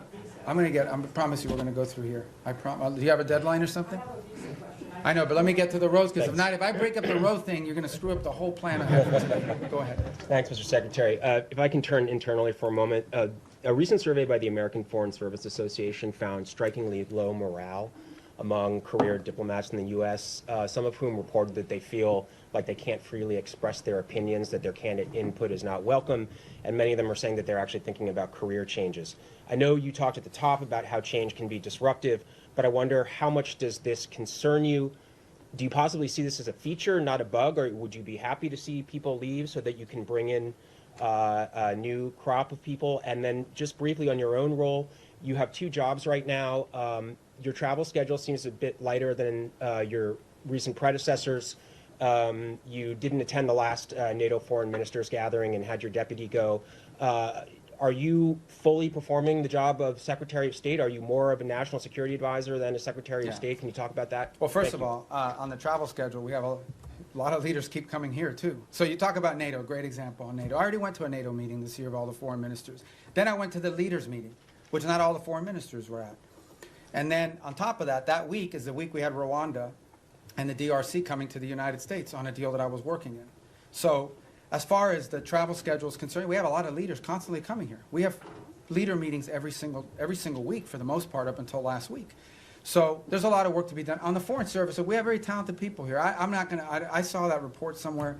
That's from the union. It's from a union survey. All I can tell you is that today Foreign Service officers are more empowered at the regional bureau than they've ever been. I get sent cables. I get cables every day from all over the world to provide the baseline for a lot of the ideas that we pursue. There isn't a week that goes by that I don't send back 2 or 3 cables with notes about, let's turn this into a policy proposal. We are changing this place so that it is our missions in the field that are not just driving directives from the top down, but also ideas from the bottom up. And I'm very proud of that, and I think that's going to lead and pay huge dividends for future secretaries of state long after I'm gone. So, yes, sir. Thank you, Secretary. Human rights organizations report that 2025 has seen the highest number of executions in the Islamic Republic of Iran in over 2 decades. What specific new measures is the State Department taking to ensure that human rights abuses, specifically this surge of state-sanctioned execution, do not become a secondary priority in your dealings with Tehran? Well, ultimately, look, we have very deep and systemic disagreements with the regime in Iran. And it's part of one of, if not the most sanctioned country in the world, one of the most sanctioned countries in the world. There isn't a week that goes by, or at least 2-3 times a month, I'm authorizing some new sanction on some new entity related to Iran. I don't think anyone could argue that this administration has been friendly towards them. So we continue to feature these things because it tells us about who they are. In the case of some of these executions that you're talking about, some of them, by the way, were in the aftermath of the war with Israel, where they went through and have jailed people and accused people of being informants and spies and things of that nature. But we're under no illusion, and every year we put out a report that outlines this, and we've been pretty consistent in our messaging. Our problem with the Iranian regime isn't simply, obviously it's predominantly their desire to acquire nuclear weapons, their sponsorship of terrorism, but it's ultimately the treatment of their own people. I said it in my hearing a year ago in the Senate, I say it now, I know of no nation on earth where there is such a difference between a regime that governs the country and the people who live there every single day. That regime is not reflective of the people who live in Iran, who are the inheritors of a proud and long cultural legacy and a proud history. And then you've got a clerical radical regime that has driven and taken the wealth of that country and used it not to enrich secure their people and their future, not to make sure they have enough water and electricity. They've used their money to sponsor terrorist organizations all over the world. That's what they've used their money for. So we're going to continue to consistently point that out. Secretary, second I'm sorry, I got to go because I'm getting everybody today. Regarding Europe, you said that Europe was not going to be able to mediate between Russia and Ukraine. There's been some disengagement. There's some push within the European Union to either not comply with the increase in defense spending that the United States has been promoting, or also some European countries like Spain promoting closer ties to China, or going to China, or inviting more investment from China, or even Chinese technology in critical infrastructure. Are you concerned at all about this path? No, the countries made a commitment in NATO at a meeting I was at, where they made the 5% pledge, which is a dramatic and historic pledge, with the exception of Spain, of course, who didn't make that pledge. And we've had no indication from any of the countries that agreed to that they're not going to do it, because it's in their own interest. It's in their own interest. The bottom line is, increasing their defense capacity is in their interest, because it's their defense. As far as opening up to China, look, one of the biggest problems Europe faces is they're being flooded with cheap Chinese goods, including Chinese cars. They're being flooded. Their own industrial base is under attack by unfair Chinese practices economically. So, I don't know about the rhetoric you're pointing to or the examples, but that's a threat that Europe faces, and they need a rebalancing as well. They're also, like we are, experiencing disruptions to supply chains and things at the economic realm that are very problematic and dangerous for national security. So we would expect them to act at their national interests, both continentally and individually as their own countries. All right, we got to speed it up. Yes, ma'am. Hi, Annalise Nielsen from Sky News Australia. In your national security strategy, you've warned Europe about civilizational erasure. When you've been watching what's been happening in Australia with the rise of anti-Semitism and our government's response to the Bondi massacre, our Prime Minister's dodged direct questions on Islamic extremism, but then unprompted evoked right-wing extremism as a threat. Do you have any message to Australia about civilizational erasure, and why is America watching? Look, I just think it's very simple, and that is that any mass migration is highly disruptive to any country. We talked about it here in the United States. When you experience mass migration, I don't talk about immigration, I'm talking about mass migration. Okay, mass migration is a negative thing. It's not positive. And it's very difficult for any society to absorb and assume hundreds of thousands, if not millions of people over a short period of time, especially if they come from halfway around the world. There are cultural and assimilations issues related to that, et cetera. And so these are concerns that it's concerns I have about at our own country primarily. It's been a priority of this administration to address this. But I think it's a growing concern in Europe. I mean, there are other voices in Europe and obviously in Australia as well that have expressed concern about this. These are facts. This doesn't make you anti-anybody. What it makes is you do have, as a sovereign country, the right to control how many people you absorb, how many people you allow in, and who those people are. This is a very basic sovereign right. Okay, it doesn't mean you don't allow any people in. There are people coming into this country every day to visit, to work, to live permanently, but you have to know who they are, and you have to have some limits and controls over what those numbers are.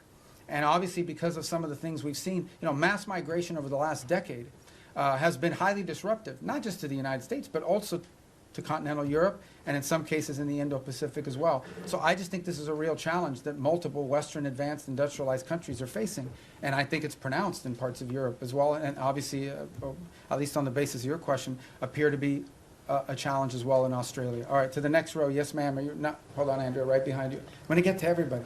Go. Yeah. Oh, I just wanted to ask. You don't have about, a question? Okay, no, I'm kidding. Go ahead. On Ukraine this weekend, the meetings with the Ukrainian delegation and the U.S. delegation, are you planning to participate It's in in those Miami. meetings? They're starting today and tomorrow. I may be there tomorrow for a portion of it. There's another one happening today, but that one is with the Turks and the Qataris and the UAE on the Gaza plan. So if I'm not there, because I have things we have to do here today, like talk to you guys, I think tomorrow, since that, it's in Miami as well. So, yeah, go ahead. Yes, sir. Thank you, Mr. Secretary. Timothy Innerozzi with the Washington Examiner. Going back to the previous question about Europe, and I believe the Sky News reporter referenced civilizational erasure, which is a term that has been used by both the White House and the State Department. Both the White House and the State Department have made kind of recurring overtures to Europe as a civilization that is in some sort of danger and that should join with the United States as a sort of Western civilizational bloc. And it seems to be a recurring priority. However, with the release of the national security strategy, many European leaders, leader of Germany, members of the EU, of the European Parliament, have found it totally unacceptable or offensive or question the allyship of the United States with the rhetoric that was used. So I just wonder if the United States is correct in that these policies like mass migration will lead to civilizational erasure. Is it possible to save European civilization if the governments simply don't want to be saved? How has this alliance long been described? As the Western alliance, right?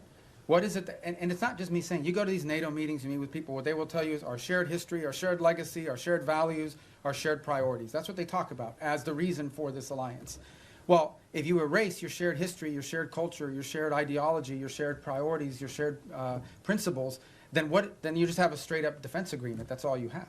So what I'm trying to point to, and what we've tried to point to, is very simple. That is, at the bedrock and at the cornerstone of our relationship, with example with Europe, is the fact that we do have a shared culture, a shared civilization, a shared experience, and shared values and principles on things like human rights, on freedom, on liberty, on democracy, on all sorts of on the rights of the individual, on all these sorts of things that we in this nation are the inheritors of in many cases, because many of these ideas that led to the founding of our country found their genesis in some of these places in the Western Alliance. If you take that away, if that's wiped out because for whatever reason it's no longer a priority, I do think it puts a strain and threatens the alliance in the long term and in the big picture.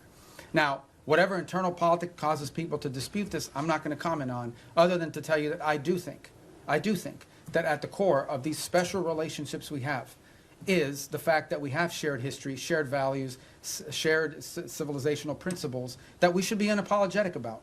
This is a nation that was founded on Western principles, like liberty, the value of and the right of the individual, the right of self-governance. These are all Western values. Now, others may have adopted it in different parts of the world, but they emanate from Western history. And it's something that we should be unapologetic about. Why would we be apologetic about it? Anyone who doesn't recognize, for example, that many of the features of our system of government find their root in Roman and Greek history is a fool. Is a fool. It's just not true. And so I think that we need to understand and embrace that, not negate it. And I think that's what we're pointing to here, is that we are concerned that particularly in parts of Western Europe, those things that underpin our alliance and our tie to them could be under threat in the long term. And by the way, there are leaders in those countries that recognize that as well. Some say it openly, some say it privately. In the eastern and southern part of Europe, they're much more open about it. Nonetheless, it is a factor that needs to be addressed. Yes, ma'am. Was it the New York Post? So you said earlier that you don't see a surrender happening anytime soon when it comes to Ukraine and Russia. Putin says he will accept nothing less than an unconditional surrender, but if this latest intensive push for peace talks fails, is there anything that the U.S. can do to make Russia want to end its war? And then secondly, some of the most major foreign policy issues from Venezuela, Iran, Ukraine, Israel, have been assigned special envoys who do not report directly to the State Department, which obviously has a larger view of how these conflicts affect each other. How intimately has State been involved with these envoys' strategies and actions this year? And do you see State taking a larger role in these kind of day-to-day negotiations? I disagree with the premise of your question. I mean, every envoy that's been involved in all these critical issues, I personally work with very closely. I talk to them 4 or 5 times a day, or meet with them, or they're in the White House, or they're here, primarily in the White House, or they're involved in the same meetings we're involved in. I mean, that's just not factual. No one is out there doing independent action. All of it is strongly coordinated. It's one of the benefits of also being the National Security Advisor, is it allows us to also organize the interagency.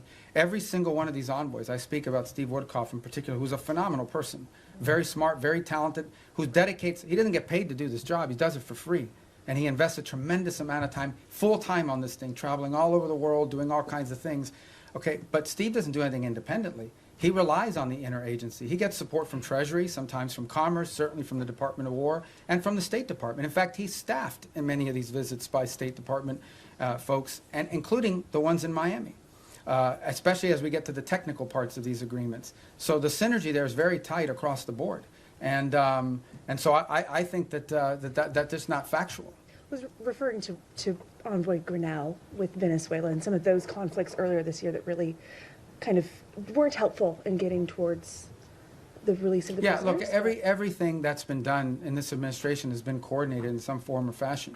I mean, you guys don't see it all because I know everybody wants foreign policy to be 100% transparent, but sometimes it really can't be because there are sensitivities, because there are diplomatic sensitivities, because things people are willing to agree to in private, they may not be willing to do so in public. There's all kinds of things that have to happen in order to achieve outcomes. Sometimes they work, sometimes certain approaches work, sometimes they don't. But that's not new to this administration. That's been true throughout history. And but at the end of the day, I mean, I feel like we have a very good team of people that work very closely together on all of this. And the key is every single one of these conflicts, every single one of these issues are all multidisciplinary. Okay? There is no such thing as any one of these things that we're dealing with. Again, going back to the case, let's just use Ukraine as an example. In the case of Ukraine, it involved Treasury with regards to the minerals deal. It involves Commerce to some extent. It most certainly involves the Department of War in terms of not just battlefield assessments, but the sale of weaponry through Pearl, et cetera. It involves the Department of State in terms of everything from interpreters to the technical work of actually putting words to paper that would make sense in an agreement and supporting these visits. We had a very important meeting in Geneva, hosted at our embassy, supported by diplomatic personnel that were involved in doing that, and a lot of the follow-up as well that has to happen with some of these things. Peace deals aren't just, in the case of Gaza, strongly supported. We took our ambassador in Yemen, who can't be in Yemen, Fagan, and assigned him for 8 weeks on that portfolio so that we could have someone there to help navigate and coordinate all the technical aspects. You can reach a peace agreement in concept, but then someone's got to sit down and write down the technical language and the specificity, and they rely on the professionals in this department and other government agencies, depending on the subject matter. So, look, I think in any new administration, there's a learning curve early on. People are still getting onboarded. You may not even have people Senate confirmed yet in these positions. Maybe you haven't even hired some unfilled spots. But I think certainly in the second half of last year, I'm very proud and very pleased at the synergy that we've established on all of these things and that continue to establish it. Another one that's doing a great job is Mossad Boulos. I mean, he's out there every day working with our Africa Bureau. They're very involved in this, on trying to deal with Sudan, on trying to deal with the Rwanda DRC. So we have a good team of people that work very well together and very collaboratively, and we're going to build on that in the new year. Yes, ma'am. Thanks. Shelby Talcott with Semaphore. Vanity Fair quoted you as wondering whether Putin just wants the entirety of Ukraine. I'm curious if that's still a question for you, and how confident are you in being able to reach a peace agreement if that is a question? And then along those lines, is there a deadline for Russia and Ukraine to come to an agreement before this administration walks away? Yeah, I'm not in any position to give you deadlines on anything. And as far as that quote, that's a quote the president has said publicly, which is, he has said three things. I thought it was going to be the easiest one, and it's turned out to be the hardest. I don't know if Putin wants to do a deal or if Putin wants to take the whole country. These are things he has said openly. And, you know, I think that's, I don't even remember when I talked to the guy from that magazine, but, you know, for much of the early part of this year, one of the things we were trying to deduce is exactly what is it that Russia wants to achieve. We know what they wanted to achieve initially when the war began. They haven't achieved those objectives. There's a new set of objectives now. I mean, part of reaching an agreement is trying to understand, I've already said this, what both sides want or need and what they're willing to give. And so I think that was a question that many in the administration had early on, is defining what the Russian position, what exactly do they really, not what they say they publicly want, but what they publicly want and privately want are the same thing. That's part of the, and the same is true on the Ukrainian side, by the way. What could they actually live with? What's acceptable? What's not acceptable? What are their red lines? That's how you put a deal together. You have to sort of figure out if the two sides overlap at some point. Sometimes some deals are just not ready. Sometimes the timing is perfect and you have to put it together. If you look at what happened with Gaza, that looked intractable. And then a series of events occurred that made it possible. For example, the strike inside of Qatar that the Israelis took at the time, you know, was a sort of a dramatic thing, but in some ways it sort of set in motion a sense of urgency to bring this thing to an end before it spread. So sometimes you just have to be ready for a change in circumstances or conditions that allow progress to be made. But these things are hard to do. They take a lot of time. Sometimes it takes some patience. It's just unfortunate that you know that every day that goes by, more people are died and more people die and more things are destroyed. Yes, sir. To come back to your comments earlier on Sudan. You mentioned this concern about transshipment and weapons coming from overseas to Sudan. Could you sort of put a slightly finer point on it? Have you raised this with the UAE in your meetings that they need to stop providing support to the RSF? And have you got any commitment or any kind of look, response none of to these, that? neither side has their own factories for the most part, right? All these weapons are acquired from abroad. They have to come from somewhere else, and they have to come through somewhere else. So someone is allowing it to be shipped in, and someone is actually shipping it. So we've had the right and appropriate conversations with all sides of this conflict, because that is their leverage. Without their support, neither side can continue. So that's why we need to engage, and that's why we've engaged the parties involved in all of this. I don't want to find myself here in a position of picking on anybody other than to say that we think and we're hopeful that we can make some progress on this, but we know that in order to make progress on this, it will require outside actors to use their leverage and their pressure to make that come about, particularly this humanitarian truce, which is the first thing we want to achieve. We think that outside actors have the leverage and the influence over the players on the ground to bring about this humanitarian truce. And we are very focused on it. I had a conversation on it yesterday. We have spoken to the UAE, we've spoken to Saudi, we've spoken to Egypt, and this is not new. We've been talking to them. We signed a document with them in September at the UN gatherings. We had previous meetings with them before that. So this is not a new engagement. It's just one that's had a higher sense of urgency given recent events there. But yeah, we're involved every single day trying to work through this, because we do understand that, and this is not new to this conflict.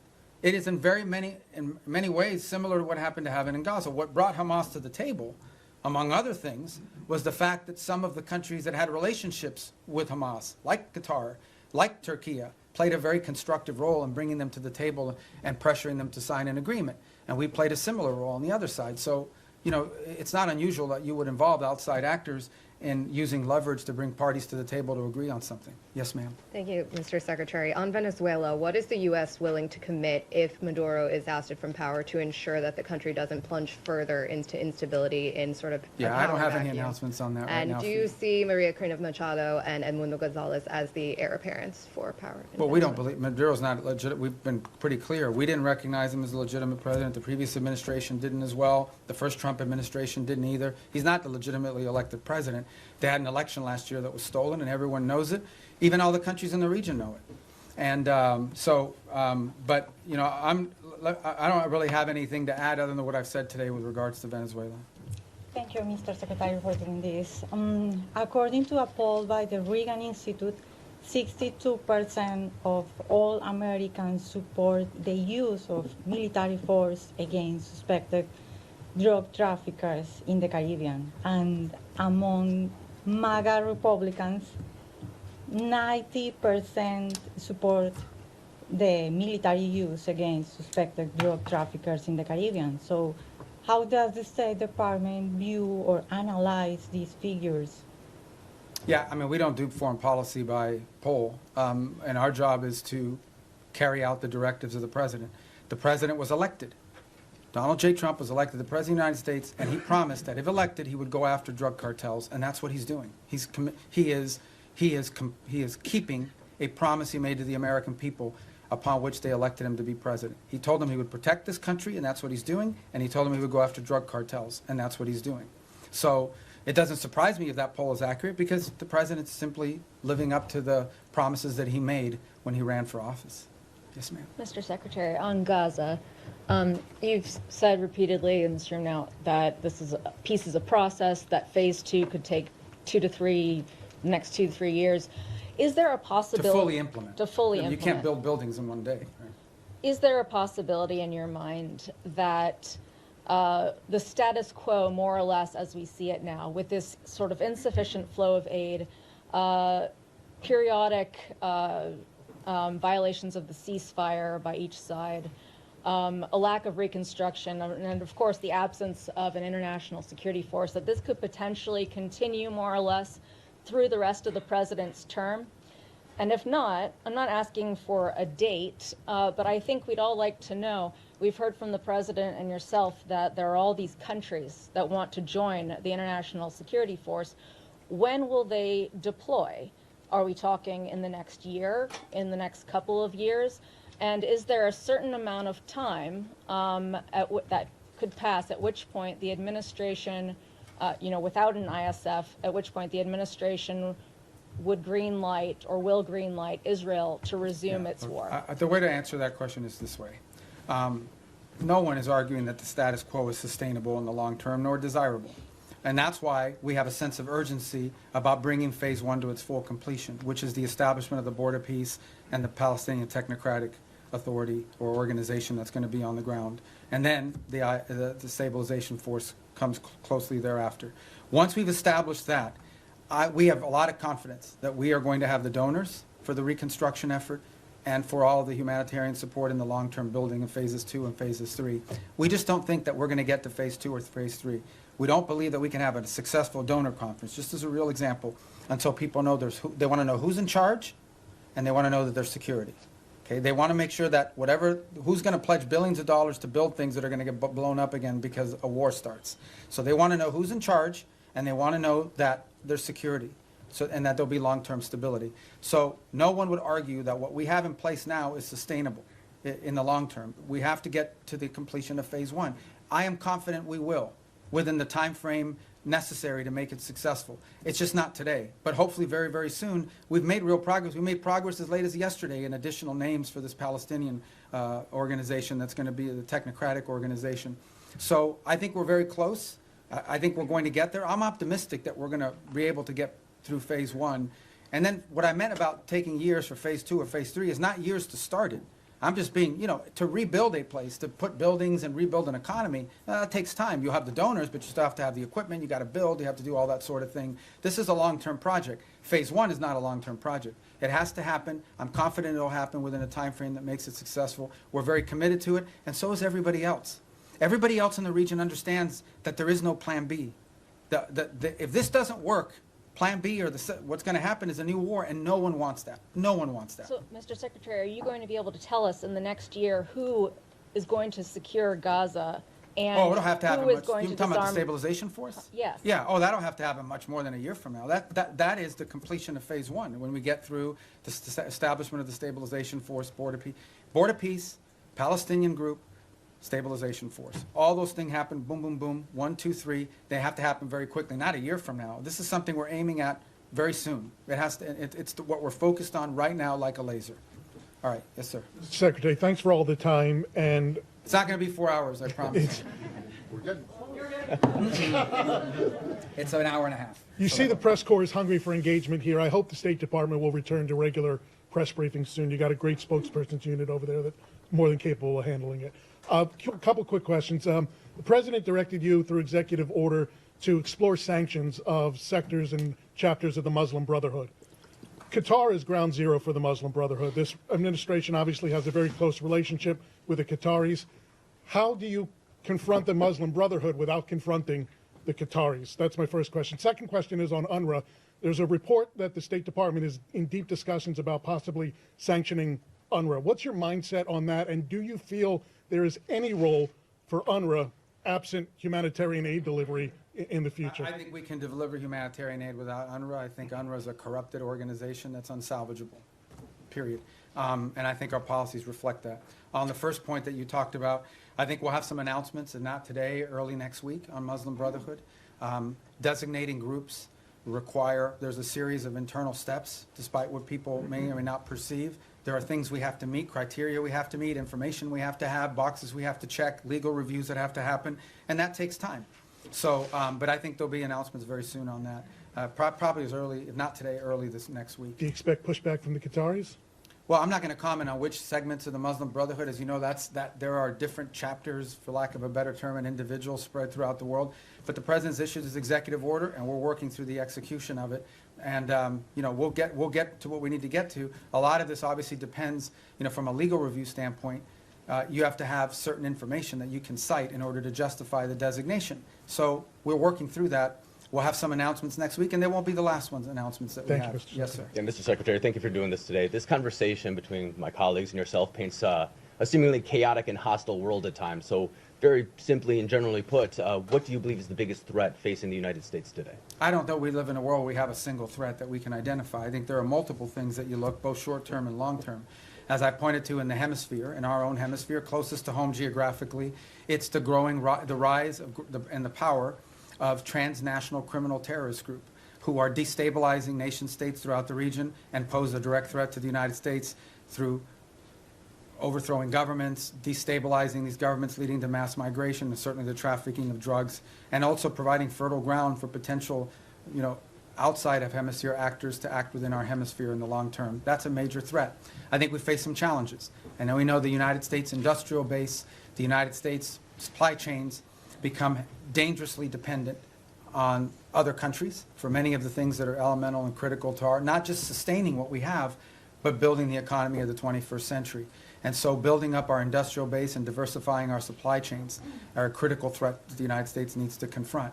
I think related to that, not directly related to the Department of State, but somewhat related to the United States, is building up our defense industrial base as well. One of the challenges that we face, and so does much of the world, in the West, is the ability to build weaponry at a scale and scope necessary, not just to deal with the threats of today, but to innovate and develop those tomorrow. It simply just takes too long to build up defense articles, get them to market in a timely fashion.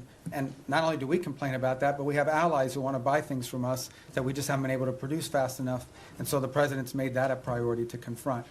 I think beyond that, I think you would argue that in the big picture, long term, we have to understand that the United States has interests in every part of the world that are related to these two threats. In the case of Africa, we see countries that have extraordinary opportunity to develop economically, the youngest population in the world, and the United States wants to have relationships, both commercial and personal, with many of these nations as they emerge in their own right into an era of prosperity. We want to be there to help assist in that if possible. We want to make sure that American interests are taken into account. Unfortunately, there are many countries around the world that in the past have had to rely on predatory practices of other countries to receive stability, to receive funds necessary to build infrastructure or what have you. We want to make sure that American businesses are at the table offering alternatives, be it in telecommunication, be it in artificial intelligence and technology, be it in basic infrastructure. So there's a lot of things to uncover and unpack, and I think in the long term as well. And I think our national security strategy reflects a lot of this. So I wish we lived in a world where we had one major threat. Many of these are interrelated. Yes, sir. Thank you, Mr. Secretary. I was going to ask my questions in Calibri, but since you do not Wow. communicate that I in speak that Times anymore, New Roman. I So. am. I'm going to ask in Times New Roman instead. Sorry about the Dolphins. That's all right. I know that you don't want to predict anything, but whether you're at these meetings in Miami, obviously not today, but maybe tomorrow, do you think that there's any chance of having some kind of announceable progress before New Year? In other words, are we going to be working on New Year's Eve? We might be, if it's necessary and productive. You know, we're going to work as long as it takes. Okay. And by the way, these are the meetings you know about, but there's talks going on every single day. There was a meeting earlier this week in Berlin. There's phone calls every day.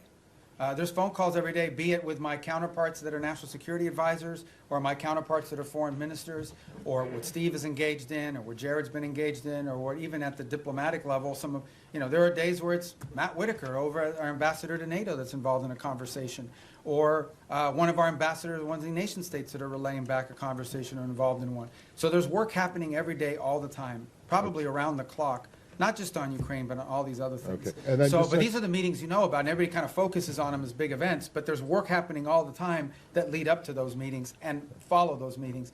As far as predicting a timeline, look, I'm not going to do that. This is a difficult task. It's an important one. We're focused on it. We want to get there as soon as possible. Okay, so and then obviously Gaza and Ukraine are still works in progress, but of the peace agreements that have been reached so far, 2 of them are in obvious trouble, right? You know, obviously which ones they are: Cambodia, Thailand, DRC, Rwanda. In retrospect, and I know that work is being done to try and resuscitate these, but in retrospect, do you think that the administration, the president, but also others, declared victory on these No, they too were. early? I mean, this fighting, for example, with Thailand and Cambodia did stop. Both sides have made commitments in writing that they signed. Those commitments today are not being kept as a result of both sides claim grievances against one another. And so the work now is to bring them back to the table. The ASEAN ministers will be meeting on Monday.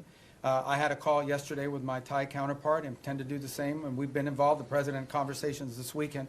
And our hope is between now and Monday to work to bring everybody back to compliance with the agreements that were made. In the case of the DRC and Rwanda, we have signed commitments from both sides. Those commitments are not being met. But at least we have the signed commitments. We now can hold people to something, and we can push them. And in that case, by the way, for example, in the case of Rwanda DRC, as a good example, not only have we been engaged, but we have asked our friends on the Hill, both Republicans and Democrats, to also engage in conversations of their own with these leaders so they understand this is a bipartisan, multi-branch of government interest in this topic. But the good news about both of those is we have signed agreements. At least we have something we can push them towards compliance on. But as I said, in many of these cases with peace, you sign a peace deal, there's compliance, something happens, they fall out of compliance, you got to bring them back, you got to try to push. But at least instead of negotiating something new, you're simply trying to now push people back to compliance with what they already agreed on. So I think these were achievements. In the case of Cambodia and Thailand, it actually did stop fighting. It has now restarted, and we are working hard to push everybody back to compliance. And we are cautiously optimistic that we can get there by Monday or Tuesday of next week. We're hopeful. But there's more work to be done to that point. All right. Thank you. Mr. Secretary, you've said, including here today, that Maduro doesn't honor deals.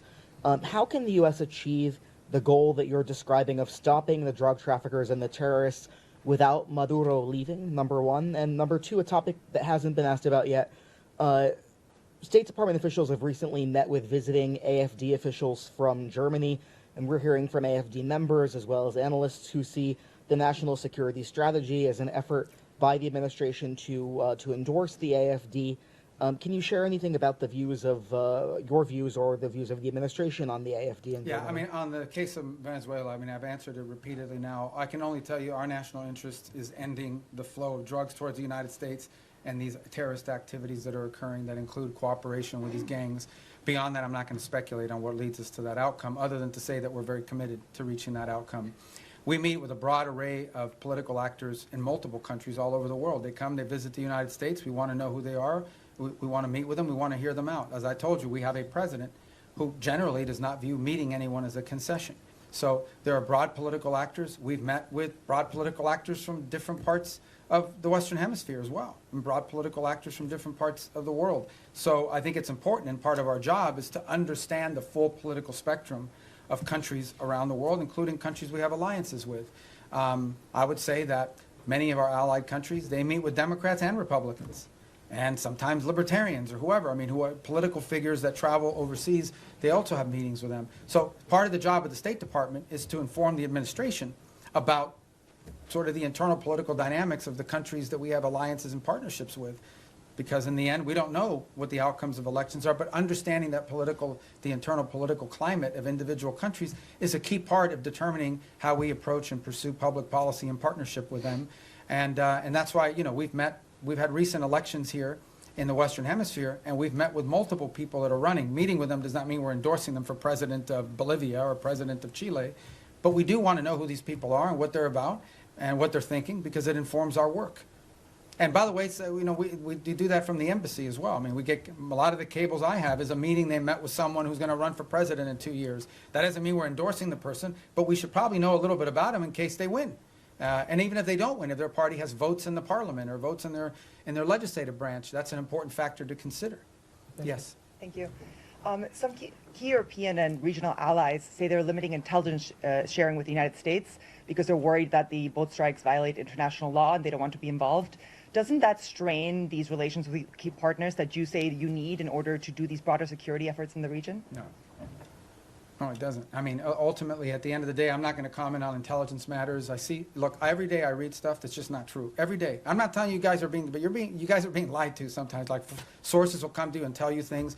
Just because they have a government email doesn't mean that they know what they're saying. Maybe they just want to sound important. Maybe they have other incentives. I'm not opining about your question in particular. I'm just writ large, but I'm not going to talk about intelligence matters. Suffice it to say that the United States, every boat strike we've conducted, okay? This is not people seeing a boat and say, okay, let the drummer get wicked and blow him up. We're not talking about that stuff. We are presenting every single one of these is justified. We know who's on those boats. We've been tracking them from the very beginning. We know everything about them. Okay, there are boat strikes we don't take because they don't meet the criteria, the legal criteria. We have everything we need, and it's one of the reasons why you've seen this massive deployment in the region, is to be able to gather intelligence and paint a picture that we can justify to lawyers based on the law. So I'm very confident about that effort. It's been very successful. Thank you, sir. Back to terrorist designations. Last month, the State Department designated 4 European groups aligned with Antifa as foreign terrorist organizations. Could we see more designations like that in the works for left-wing extremist groups, and what could the scope I mean, of if that the look groups like? involved in firebombing, if there's anybody involved in, you know, activities such as that could potentially inspire or lead to violence in the United States, we're going to designate them. So sure, if you have any we want to suggest, I will look at them. Okay, here you go. I told you we'd get to you. Go ahead. Thank you very much. Thanks for your patience. Mr. Secretary, I wanted to drill down on the way you and the administration see America's national interests, because you said that Ukraine is not on our continent, not our war. You said something in our own hemisphere is more important. So this involves both our commitment to the negotiations in Ukraine, which the President is passionately committed to for ending the rising numbers of deaths, he says. Russian President Putin told my colleague here, Simmons, today at the news conference in Moscow, we do not consider ourselves responsible for the loss of life because it was not us who started this war.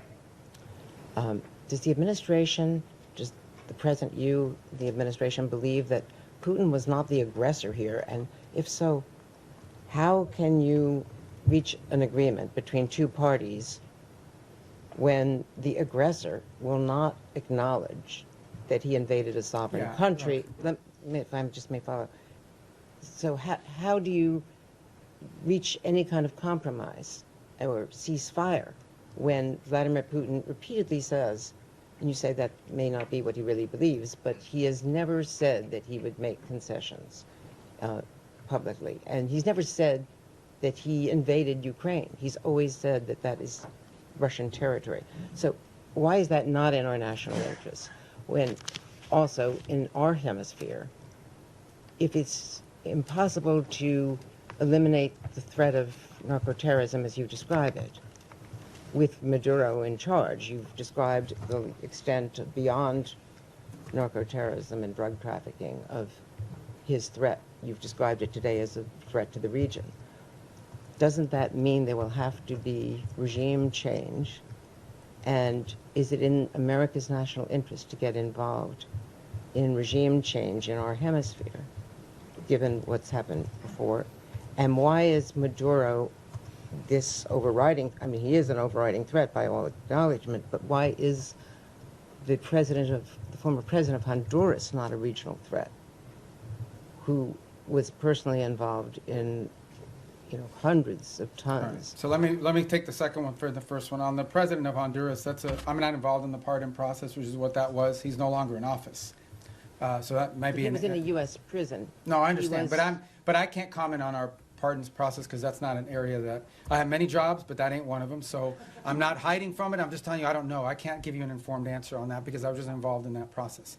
As far as the question of Maduro and his impediment, look, I've just made the observation that it's hard to make a deal with someone. Everybody says, everybody says we should go to negotiation. All I'm observing, maybe, I'm just saying all I'm observing is he's never kept any of the deals he's made in the past, which makes it difficult to consider making one in the future.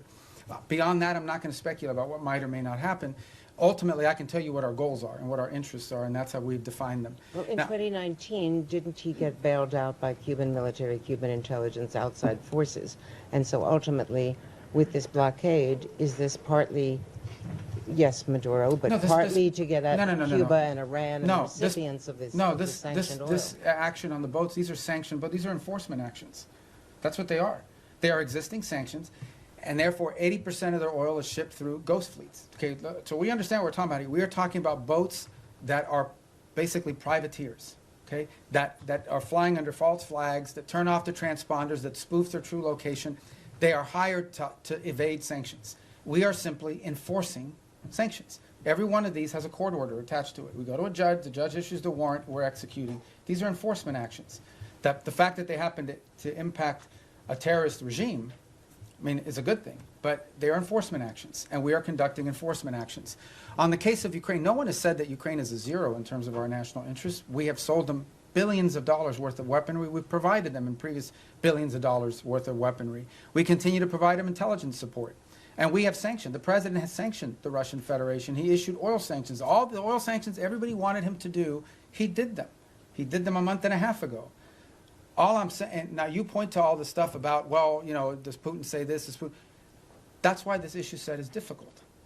I'm not claiming anything other than the fact that we understand it's difficult. We understand that you're not going to have a deal unless both sides have to give and both sides have to get. Both sides will have to make concessions if you're going to have a deal. You may not have a deal. We may not have a deal. It's unfortunate. The U.S. should walk away from that if it is not a prime region interest, because it's not in our continent. That's not my decision to make. Ultimately, the president will make a determination if and when he feels like further U.S. engagement is no longer productive or serves the national interest. That's a decision the president have to make. I can't speculate about that. All right, yes. Mr. Secretary, a question for you on Venezuela and then quickly on Ukraine. You mentioned Maduro was not the only one indicted by the United States in the Southern District. Does that mean it is U.S. policy that not just Maduro, but his top regime lieutenants, cabinet members, that they all must exit? Yeah, no, I point to the indictment simply as when people say, well, how do we are alleging that he is, and I guess, you can describe it any way you want. I just want to make clear, this is not something we came up with. Right. We're basing it on a federal indictment and a superseding indictment. Cabello's in there. Yeah, a bunch of people are. And so, but what it proves is, and the reason why I raise the indictments is because the indictments are the point of the $50 million reward. And I believe the $25 or $10 million reward for Cabello and for others.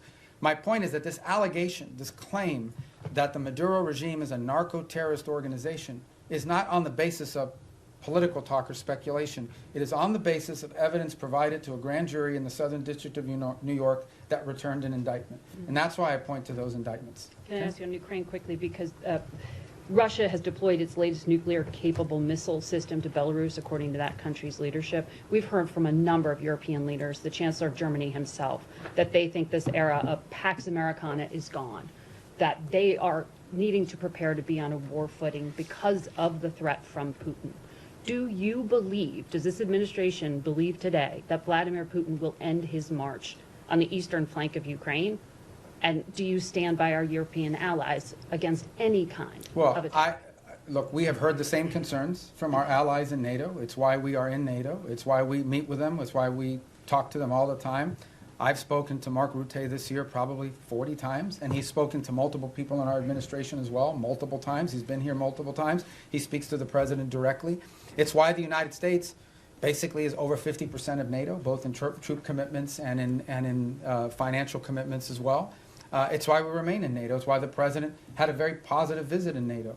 In the end, that's why we're in this alliance. And that's why Article 5 in the NATO alliance is important, and the president has reiterated that. We think it's a very strong deterrent against any of these fears or concerns that any of our allies in the region may have. And the president's been clear that we are committed to NATO, we're committed to the alliance, and our commitment isn't just rhetorical. Our commitment is in action, in the troops that have been deployed, in the monies that have been spent, in the capabilities that are located, in the cooperation and work that we do every single day with our NATO allies. The only thing we're asking for, which is not unfair, is for our partners in the alliance to improve their own capabilities. Because the more capable our allies in NATO are, the more capable NATO is. But We're going to keep doing our part. We just want them to do more. And they've committed to do more.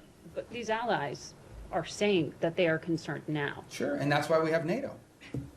So nothing has changed? Pax Americana, what the Chancellor of Oh, I Germany don't know. said? I don't know why he's saying that. You'll have to ask him why he's saying that. The truth of the matter is that NATO is the key defense alliance and agreement that has provided stability on the European continent. We believe it is stronger today than it's ever been because our allies have committed to increase their own defense spending. The more capable our allies are, we've already made our commitment. We've been spending billions and billions and billions. It's the single biggest part of the largest government budget in the world is defense spending in the United States. So we've already done our part, and our part isn't just rhetorical, it's real. We have troops stationed there, we have capabilities there, we have weapons we've provided our partners in the region as well.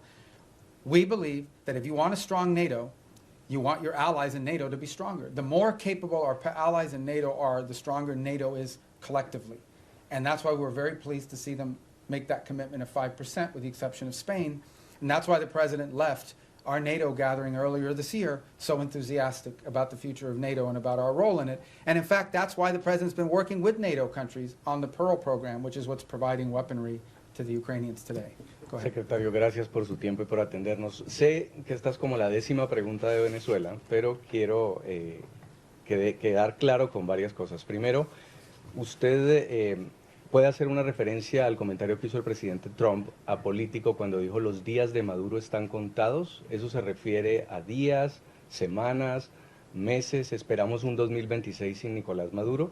Y me gustaría también que se refiriera a la orden de escoltar esos buques petroleros que acaba de dar Maduro a su armada, esos buques sancionados que ustedes están incautando. Algunos de ellos ya fueron escoltados, no estaban en la lista de sancionados, pero ¿qué pasaría si eso fuera con un buque sancionado? Y por último, Maduro le ha pedido al ejército colombiano que se una como un solo ejército en medio de su desespero por responder a este cerco. Son 3 preguntas. En el tercero, nosotros no vemos eso como algo serio en términos de involucrar las Fuerzas Armadas de Colombia. En términos de los buques, como bien han dicho, creo que salieron 4 buques ayer, que ninguno de los 4 eran sancionados. Y no existe nada que vaya a impedir nuestra habilidad de poder enforzar las leyes de Estados Unidos en términos de los buques que son sancionados. Y en la primera pregunta yo no voy a especular tendrá que preguntarle a la Casa Blanca el comentario del presidente, simplemente para decirle que sin duda pensamos que el régimen de Maduro es ilegítimo y que su cooperación con estos grupos terroristas en nuestra región, incluso sus propias actividades terroristas, son una amenaza a la seguridad nacional de Estados Unidos. The 3 points that he asked about, one had to do with the Maduro calling on the Colombian armed forces to join ranks with him, and we're not really focused on that rhetoric. We're also not concerned about, there were 4 boats yesterday that were escorted by so-called naval vessels Those were not sanctioned boats to begin with, but there's nothing that's going to impede our ability to enforce U.S. law when it comes to sanctions. We're not concerned about that. Sanctioned boats, we have the capabilities necessary to enforce our laws. We'll have a judicial order, we'll execute on those orders, and there's nothing that will impede us from being able to do that. And on the first point, the question was something about President Trump had said that Maduro's days are numbered. I didn't hear that quote. Was that a recent quote? Esto fue reciente? El 9 de diciembre. Yeah, so ultimately, look, our observation is the same I've made here repeatedly, which is that the fundamental challenge we have here is that the Maduro regime isn't just illegitimate, they openly cooperate in terrorism against the United States. And that's a problem, and it remains a problem, and it's at the core of this. Habló con María Corina Machado, ¿tiene pensado recibirla en Washington? No está nada programado, yo creo que ella todavía está en Oslo. Pero obviamente yo he hablado con ella mucho en el pasado. Go ahead. Are you going to tell us in English? He asked about Maria Corina Machado. I believe she's still in Norway. I'm sure there'll be a meet. She'll come to the U.S. at some point, and I've obviously spoken to her many, many times over the years. Thank you, sir, for taking so much time with us today. How many visas has the State Department revoked under your leadership so far in the last year, and how many of those are student visas? I forgot the exact number or the breakdown of them. It's over 60 or 70,000 for different variety of reasons. Some are students, some are people that were not in the country, but we denied them re-entry. I can get you the exact numbers. I don't want to be misquoted because that's a rolling number, an average number. But look, this is not a punitive thing we're going out to try to make examples of it. Our visa system, okay, who you allow to visit your country should reflect the national interest. We said that from the very beginning. It was one of the directives that we got from the president. It's one of the things he ran on. And so our visa process basically is, now there are some times we'll deny people visas because of activities they've undertaken overseas. Other times it's people that have visas but are in the United States doing things that run counter to our national interest. And the law gives us the right, and in fact I would argue the obligation, to remove people like that from our country. And we're going to continue to do it. I mean, it's as simple as that. I mean, sometimes somebody comes in and says, oh, I want to come in as a student. They're here as a student, and then once they're here, they're involved in nefarious activity. We're going to remove them from the country. But maybe they're here as a researcher. Maybe they're here as, I don't want to say journalists because you guys will get upset, but, you know, it could be anything. You know, these are visitors to the country. A visa is a visitor. It's not a right. By the way, we deny visas every day all over the world. People will go to an embassy, they'll sit for an interview, and the consular officer will deny them a visa because of something that came up in their record, because of something that came up in their interview, whatever it may be. So if you have the power to deny someone a visa before they get one, you most certainly have the power to revoke it once they get one and then do something they shouldn't be doing. So there's a variety of reasons why visas are denied, but all of them are because it implicates our national interest or national security in some way. You began the briefing by talking about your confirmation hearing, and one of the core commitments or goals you set for yourself in that hearing was to rid the State Department of anti-Semitism and what the president calls DEI ideology. When you look back at the last year, have you done that, sir? Have we done what? I'm sorry. Rid the State Department of anti-Semitism and DEI ideology. Well, look, I think there were actions that were being taken that we're very concerned about in terms of statements that were made from some missions around the world or actions that were taken. Ultimately, what the president asked for is a government based on merit, where people were being promoted up because of merit, irrespective of their background, their ethnicity, the color of their skin, the first language they spoke, where they were born. We want to promote people on the basis of merit. We have redone the whole process by which we do promotions in the career foreign service. We've redone it in a way that prioritizes the right things. There were people not being promoted in the State Department because even though they were exemplar foreign officers, their DEI score under the previous administration was too low. There were people that were because they weren't committed enough to the DEI cause. So we have very talented people that did not get promoted in the State Department because they did a great job, but they had a low DEI score. We got rid of that. That's not going to exist anymore. We are going to judge people on how good they are at the job that they do. And by the way, we're also opening to promoting people, not just based on seniority. We have some very talented, and I say junior officers, like 10 years, 15 years is considered junior around here. They're very talented. If we don't promote some of these people, we're going to lose them. Because there's a lot of money to be made in the private sector, you know, and the people want to pursue in life. If people don't see upward mobility where they work, if they don't see the opportunity that by working hard and being successful, I'm going to be able to get ahead, they think they're reading roadblocks, they may leave and go work for another agency or outside of government. So we want to promote good people on the basis of merit. And I do think we have made changes. In fact, I just today approved a list of foreign service promotions for the president to submit to Congress, and it's on that new basis. So I'm really happy with that program. And look, we'll tinker with it, we'll improve it as time goes on, but we thought it was critically important that people be promoted on the basis of merit and skill, and not on all these other things, and certainly not on a DEI score. Thank you. Thank you, Mr. Secretary. Given that the Brown University and MIT shooter entered the U.S. with a diversity visa and Secretary Noem has since paused the program, is the State Department looking into considering pursuing permanent changes to the green card system, like changes to eligibility rules? Well, I haven't had a chance to talk to her. I know they suspended that program because they want this. And the reason why you suspend this program is not because you argue everybody who came in under that visa is a bad person and is going to shoot a place up. It's because you want to determine whether there's something in the vetting of that program that's insufficient. Is there a systemic problem in how those decisions are made that needs to be addressed? So I think it's wise to suspend a program until you understand whether there's a deficiency in the program. So you just had a guy that came in through a certain route. You suspend the program to figure out whether something that came up in the interview process should have been a red flag but wasn't identified, so you can fix that before you restart the program. So I would imagine that's the process we're going to go through as well. Okay. Yes, sir. Thanks, Mr. Secretary. Thanks for all your time here today. An issue I believe is close to your heart, Cuba. Is it the policy of the United States to seek regime change in Havana? And should we see the developments that are going on right now with Venezuela, the U.S. policies, as part of an effort to bring down the communist government? Yeah, and if I may briefly, do you stand by your statement earlier this year that nobody has died from U.S. aid cuts? On your first point, I think it's not just the policy of this administration. I think every administration would love to see a different type of situation in Cuba. Cuba's a disaster. It's a disaster. It's not just because they're Marxists and because they're terrorists. They're incompetent. These are incompetent people, and they've destroyed that country. On the second point, I'm very proud of the changes we've made in foreign aid. Just yesterday, the day before, we are, I think before the end of this year, going to enter into over 50 compacts, health compacts with different countries around the world. Understand the way this used to work. We used to go to a country and say, we're going to give you a bunch of money for your health care programs. And then we would go out and hire some NGO in Northern Virginia or whatever. They would take their 60% cut off the top for administrative aid. They would take another 20%. Before you knew it, just a portion of that money was even reaching these countries. In many cases, many of those countries, it is true. I heard somebody whisper that's not true. It is true. In many of these countries, the governments didn't even know how much money was being spent. We are now entering into government-to-government compacts with these governments. And the compacts are the following. Not only are they provided assistance, but they are being provided a plan to build up their own self-sustainment and their own abilities internally. So that in the long term, these countries need less aid because they can now do it for themselves. Some countries may take 5 years, some countries may take longer, but we're very proud of that, and the countries are very excited about that.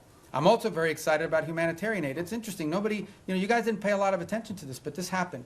In Jamaica, got hit by this hurricane. And everybody, I saw some articles, oh, this is going to be a disaster, the U.S. humanitarian response is not going to be good. It was excellent. Perhaps one of the best humanitarian responses in recent memory in terms of what we were able to bring very quickly to bear in assistance to them, led by our embassy, but also led by the region. And by the way, it was also very helpful that we had a lot of military assets in the region that were able to assist in that as well. We recently had an event in Sri Lanka. Again, we were able to very quickly provide assistance, the assistance they needed. So we're very, it's still a work in progress. We're still building this out. But I think in the big picture and in the long term, when people look back at this, they're going to say that we redid foreign aid in a way that actually delivered aid more effectively and in a way that furthered our national interests, both. And a lot of it driven from the embassy level. The amount of control and power and influence that our ambassadors and our embassies will now have to help shape how foreign aid looks like in those individual countries is much greater today than it was when you had USAID sitting alongside them almost as an independent branch that oftentimes took actions completely divorced, completely separated from our broader foreign policy. Yes, sir. Thank you, Mr. Secretary. First, I want to ask a clarifying question regarding Venezuela. You mentioned you've spoken with the opposition leader repeatedly over the years. When was the last time you spoke with her? I don't recall. I mean, she was not in a place where talking was very easy. She was in hiding in Venezuela. Do you think there's a possibility we could be seeing a White House summit with her in any sort of future? I don't know. I mean, that maybe. I don't know. I mean, nothing's been planned. And then shifting gears a little bit, the State Department mentioned earlier this year some free speech concerns, particularly in Europe. What are some goals you have in regards to that in 2026? Any countries or certain efforts that you have? Well, I mean, broadly, we're concerned about any place, first and foremost, where American free speech could be implicated, right? Are we going to live in a world where some American puts up a social media post and then gets to some airport somewhere and is arrested? We're also concerned about the impact that some of their policies are having on our social media platforms. As you recently saw, X is facing this massive multi-million-dollar fine that they're going to have to pay, I guess, if they want to continue to operate. But I think more importantly, I think it touches on the broader question that was asked a little bit earlier. We all talk about how these alliances, in many cases our alliances with our European partners, are built on our common principles, our common values, as much as anything else. These aren't just a geopolitical arrangement. It is an alliance with like-minded countries with whom we share values and principles. And one of those values and principles, we hope, is freedom and the freedom of expression. And we're concerned that that is eroding. Okay, thank you, guys. Thank you.